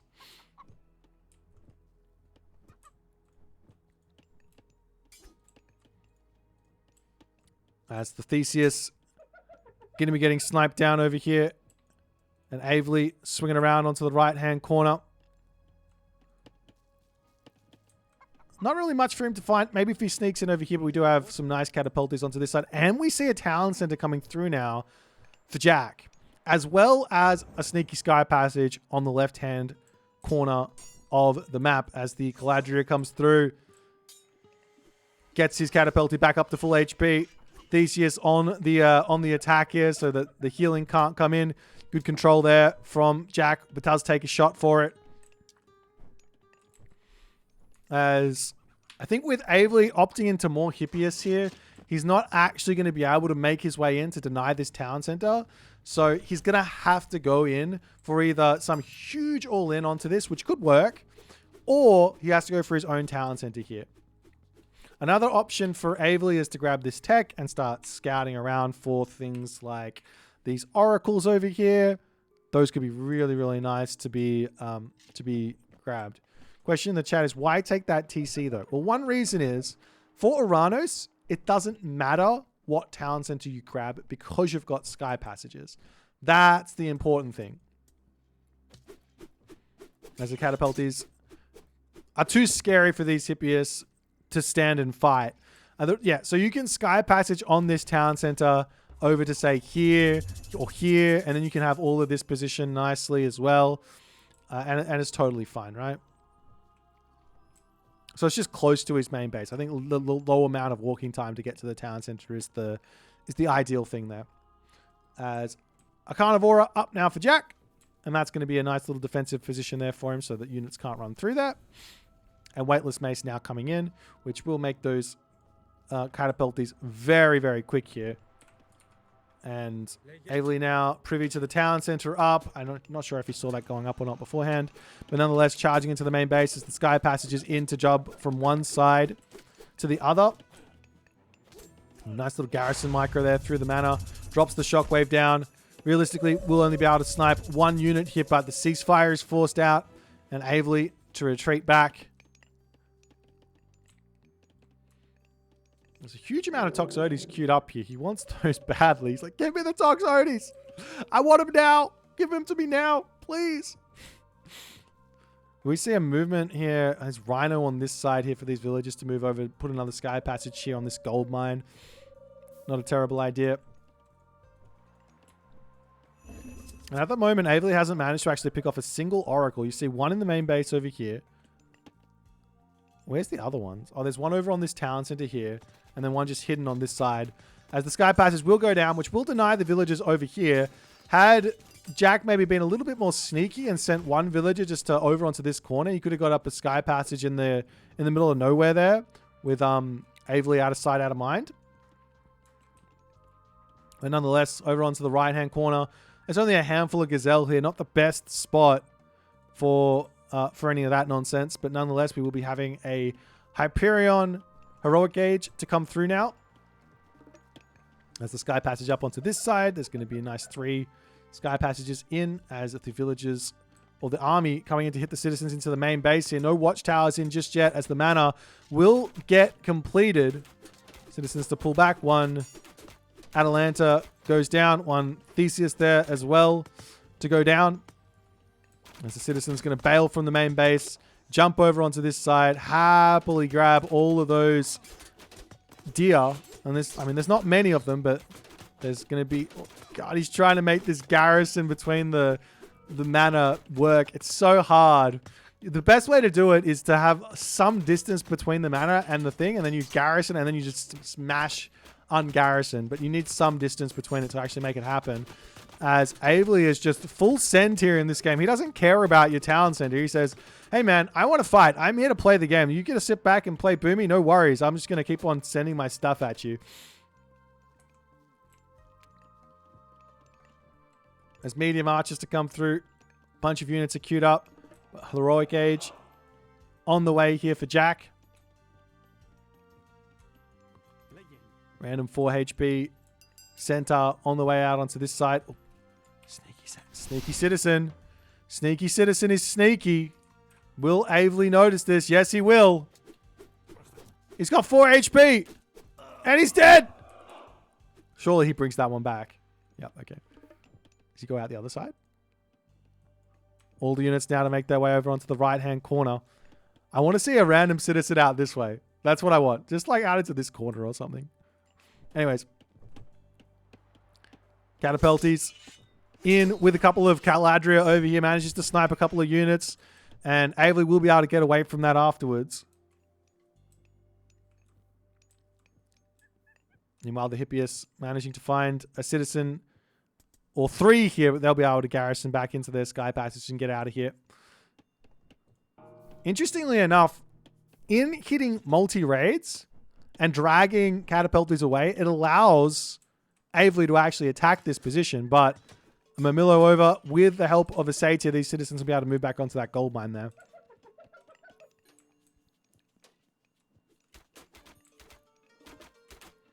As the citizens say, all right, better bail. We do have a nice back gold mine. Some walls can come up here.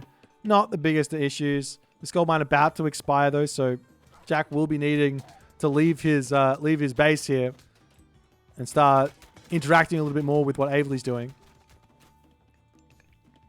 But at this moment, he's now got himself some premium units. He's got himself a couple of Contarius out to try and deal with those Toxotes.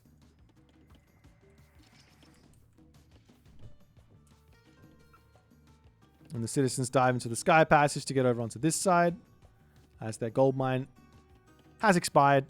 But nonetheless, Jack is in a very, very nice position now. Avely sort of messing around with his army. He's not actually able to get up and around and actually stop this boom from happening. But the question here is, does Jack have enough stuff here or infrastructure to actually spend all the resources he's about to start netting? He's got himself no economic upgrades. I think that's one pretty large mistake and a huge amount of gold in the bank here. As Avely says, it's time to go. Sky Passage on the wrong side here as the Contari is managing to get onto the backside. Carnivora gets dropped down. Toxotes retreating away from this. Citizens starting to go down. We have got the Chaos to get dropped down onto this side to allow those Contarius there to get a huge amount of free damage done. But now Avely onto the shoot and scoot micro. There's the first big fight about to end up here with Avely taking a significant advantage at the end of this. The Carnivore to go down as well. Or at least will go down from Toxotes. He doesn't want to lose Hippias, but he does. Some citizens go down, but still a 20 citizen edge at the moment for Jack here. The problems for Jack is, one, he's lost an oracle or 2. So he's got 0 oracles basically. Well, 1 oracle in the bank here. It's not very useful. You can move up to the top with it or through the sky passage and start spreading them out a little bit. But he needs to get more oracles as he's gone through Hyperion here. And beyond that, he's had to start making farms because he hasn't been able to get those cheeky sky passages out all across the map. And this does 2 things which are really bad. 1, it slows down the food economy. 3 things. 1, it slows down the food economy. 2, it means he has to buy the farms in the first place. But 3 is these citizens now have to stay put, which means they're actually able to be raided, funnily enough, even though there's a town center for them to get garrisoned into. It's almost easier to raid a villager near in a base like this than it is to raid an Oranos player with a sky passage out with monkeys in the corner of a map, funnily enough.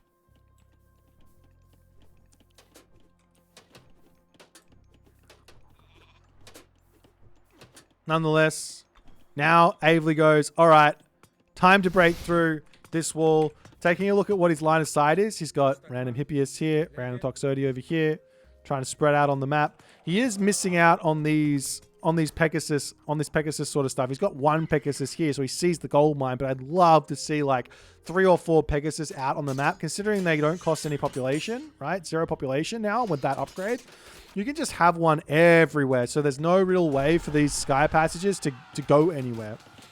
But for the moment here, Jack's got 950 gold in the bank, so not a big problem for him, as the citizens on the front there getting a little bit too overzealous there. As the army pops out, ready to take just a little bit of a fight while the Toxotes are not in position. But Averly says, I don't care. Let me get in here and snipe these bad boys down. The Sky Passage on the back here going to be falling. Satyr's on the back going to be falling as well.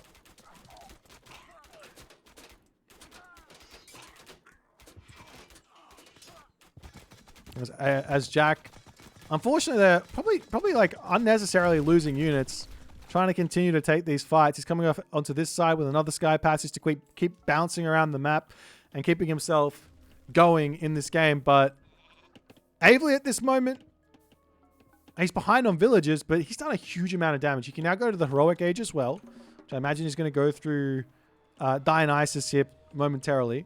Doesn't have an armory down. Huge amount of resources here and units queued up. You know how much I hate that. A couple of houses to come up onto this side as well.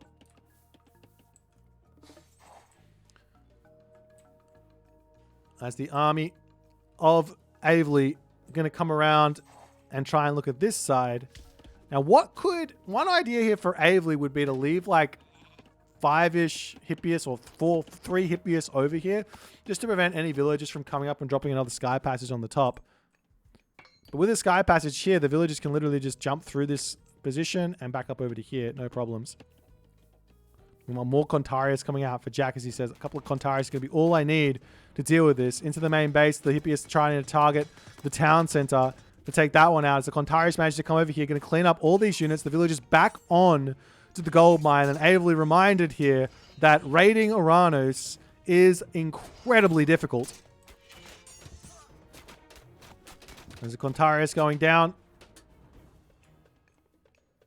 Couple manners up onto this side as the Contarius going to dive into the Sky Passage over here. Popping back out up onto this side. And now Averly says, time for a town center. Now he's going into the next stage. Going to grab the center one here. Finishing up with the rhinos on this side. Can also come over and get these. And now we look at this. Now he's got the Pegasus all over the place. Love it. They're free. Free population. Free map hacks. Nearly impossible to kill as well, mind you. Very, very difficult to kill. He's now able to make his way up to this right-hand corner.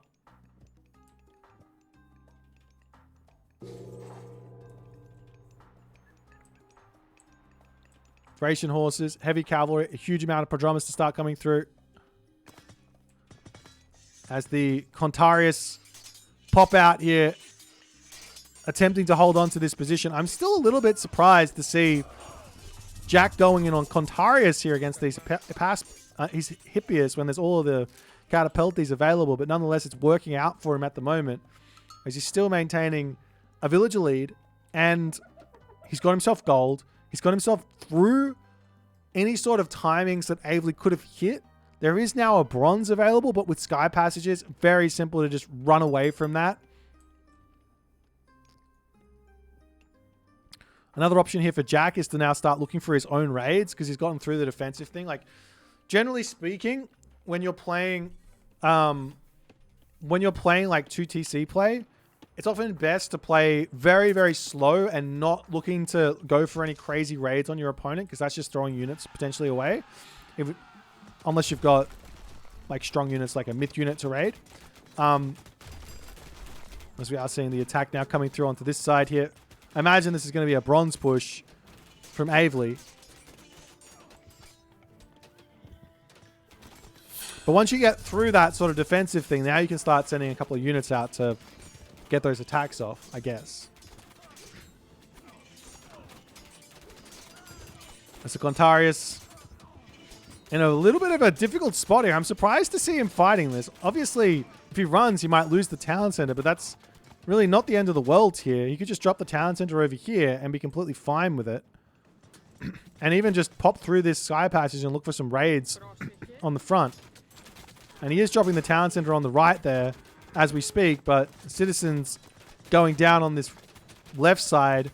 Plus the town center going to be falling with 8 citizens in front of them. That's 16. As he pops out, he's trying to get out of this position, but I'm not sure that Averly is going to be allowing him. 1 citizen, 2 citizen down, 3 citizen down, 4 citizen down. 2 looking like they might escape here. It's got 2 HP in a tree. And it dies. Gets out with 1. So we lost 16 villagers there. Oh, sorry. 14 villagers there. 7 citizen out of the 8 that were there. Now the town center going to come back over onto this side. No god power now available for Aveley, but there will be a chaos coming shortly here for Jack. As Jack pops up to the top here with his catapulti.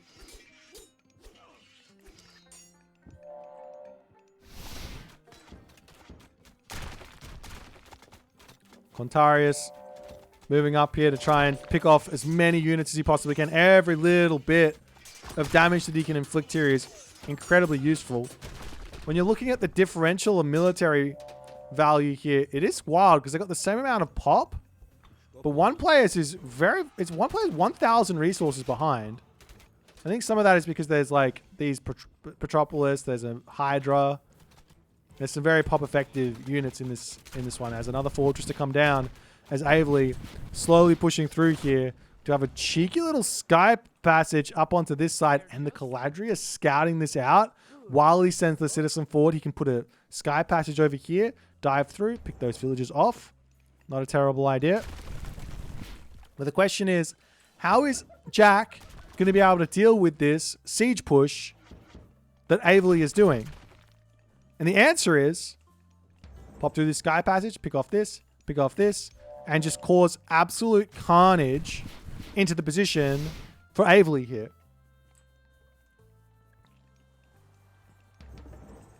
"27 Contarius ready to pop out, seize the villagers. They don't have survival equipment. They are all dead in this moment here. But the hometown center will be going down. Sky passes to come up over here. The citizen can literally just move over onto this position. No problems here. He can ignore this position completely at this stage. But he has to run if he wants to make that happen. Nonetheless, he's charging in. This is Prodromus. Toxotes versus Contarius Catapultes here.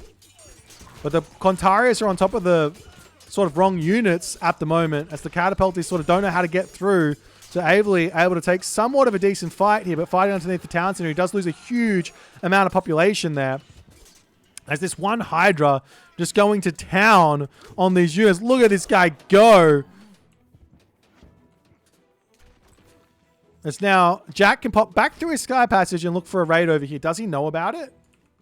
He doesn't know there's a gold mine there. That's super unfortunate. Contarius searching around while he can. If he saw it there, he'd definitely be sending, but Aveley smartly says, all right, I'll pull off of that gold. He's got 2,000 gold in the bank. So it's got nothing to do with the fact that he's probably going to get raided, but more to do with the fact that the macro is very, very challenging.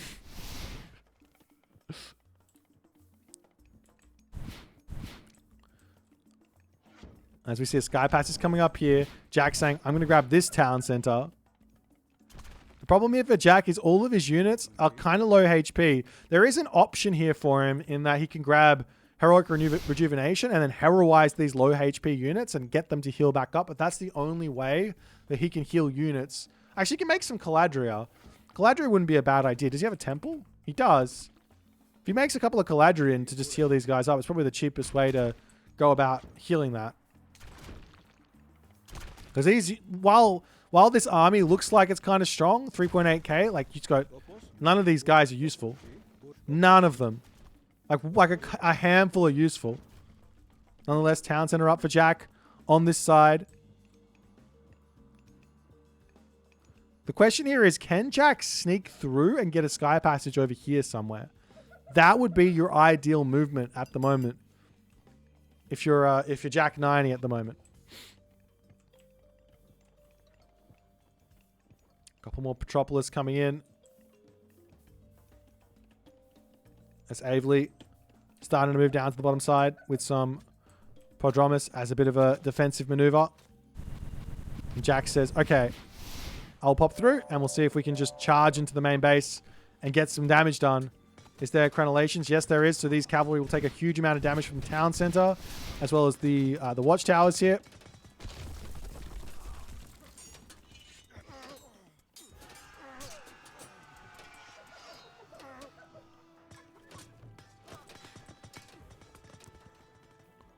Meanwhile, Ailey probably can just start attacking this, but he needs to figure out how he's going to defend this. A couple of Prodromus should be enough.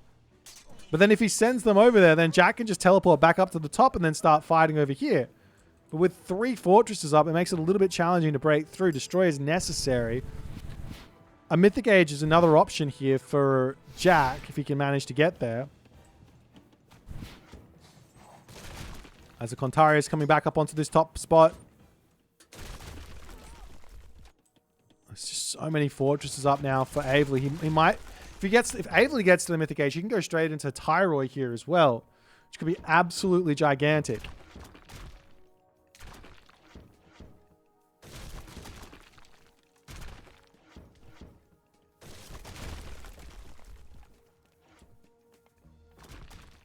So the counter barracks goes down.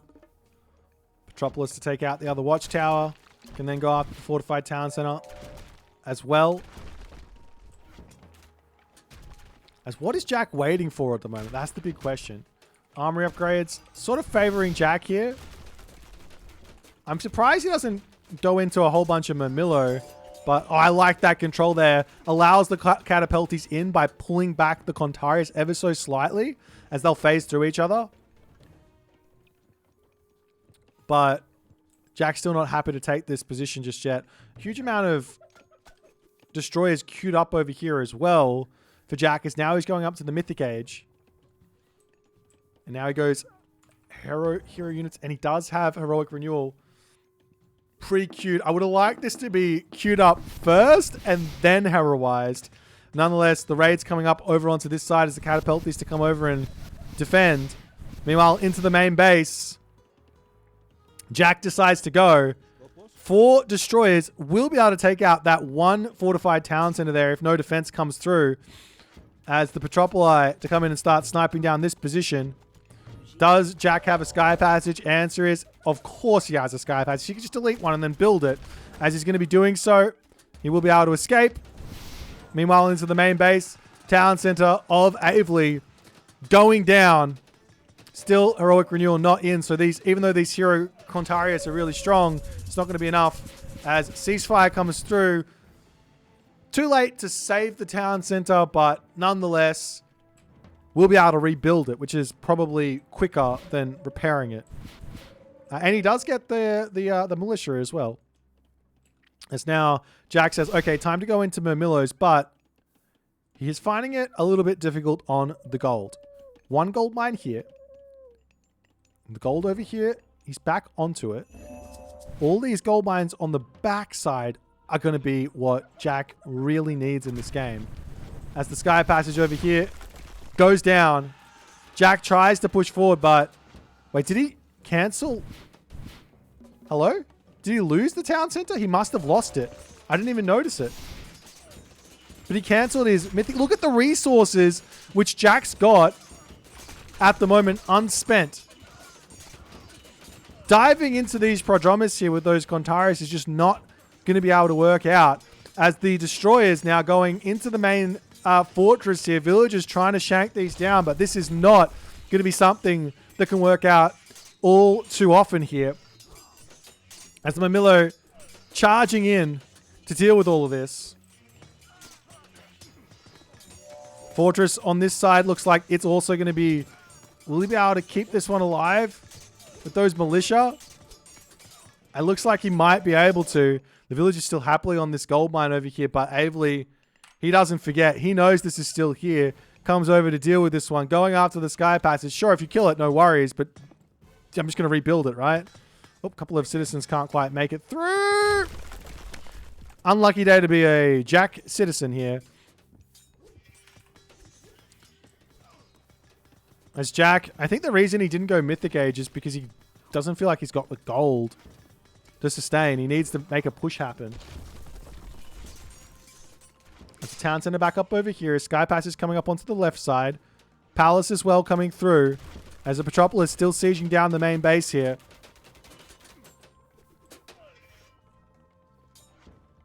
Oh, and this villager obliges. Says, I'll leave that spot there so you can build that palace. No problems. Meanwhile, pressure back onto this main base as Mermillo Contarius. Jack just not quite able to get into this spot. Carnivora comes down, but immediately gets erased by those Toxotes there. There's just too many units there, too many numbers, but a huge amount of DPS does get thrown away. As the front line here for Avely does dissipate, but is there enough firepower behind this? Is the big question. As the Contarius breaking through, taking down these units. We see more Murmillos charging in here. As Murmillos to retreat back.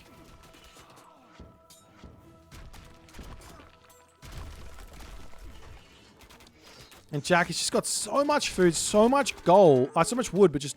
He's actually, no, he's got so many resources just in general. But military building-wise, he does not have enough. He's got like 10 in, it seems. And without this upgrade as well, Levy, takes him a while to rebuild. On the other side, Avely's also... I mean, he's got resources up the wazoo as well.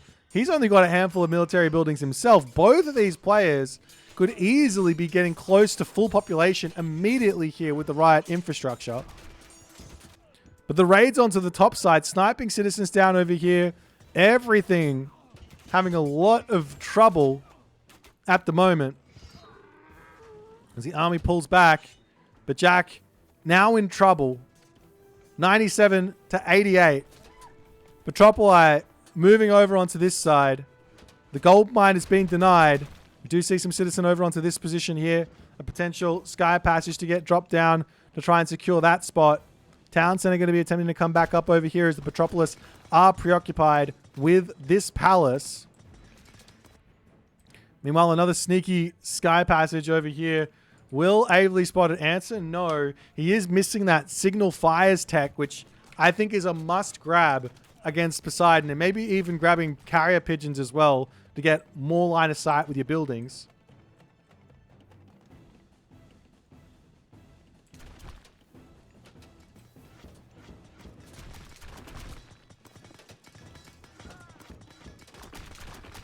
As a fortified town center here, going to be going down. Jack just looking...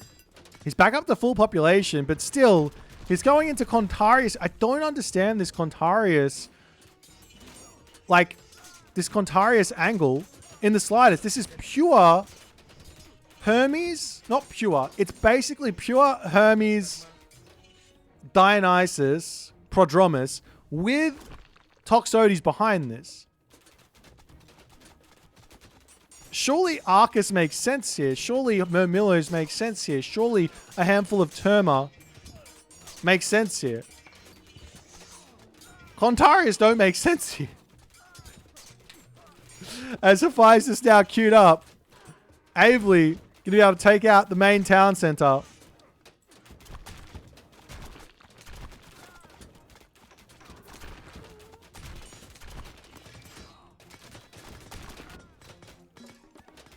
And the fortified town center for Avely over here going to go down. Do see a cheeky little chaos getting dropped. Bronze for the second time gets thrown down as a bit of a counter to chaos. And Jack looks like he's got no steam left in this game. And he does tap out. What a wild game here. I love this little move from Jack against the fortress push. But he needed to make a transition away from Contarius in this game. Like, you might say, hey, my opponent's building Toxotes. I should build cavalry to beat them. But if your opponent's got counter cav, especially hyper, super, mega, ultra counter cav, you got to make some concessions there and say, okay, maybe we got to get some destroyers in here to tank up the Toxotes. Maybe we got to get some Murmillos in to kill off, or Catapultes in to kill off the Prodromus quickly. Maybe we got to make some Arcus so that we have some DPS onto those low pierce armor Prodromus. Is there a Prodromus somewhere on the map that I can show off the armor that's not bronzified? Nope. Nope. Oh, there's one. Okay, it's only got 19% pierce armor. Sure, there's only copper shields here, but 19% bronze armor will mean Arcus will churn through these. But nonetheless, well played there by Avely, and that does conclude the Poseidon video. Hopefully you guys learnt a thing or two. Hopefully you enjoyed it. If you did, make sure you hit the follow button on the YouTube, Twitch, and subscribe, and all the other good stuff. And we'll see you in the next one.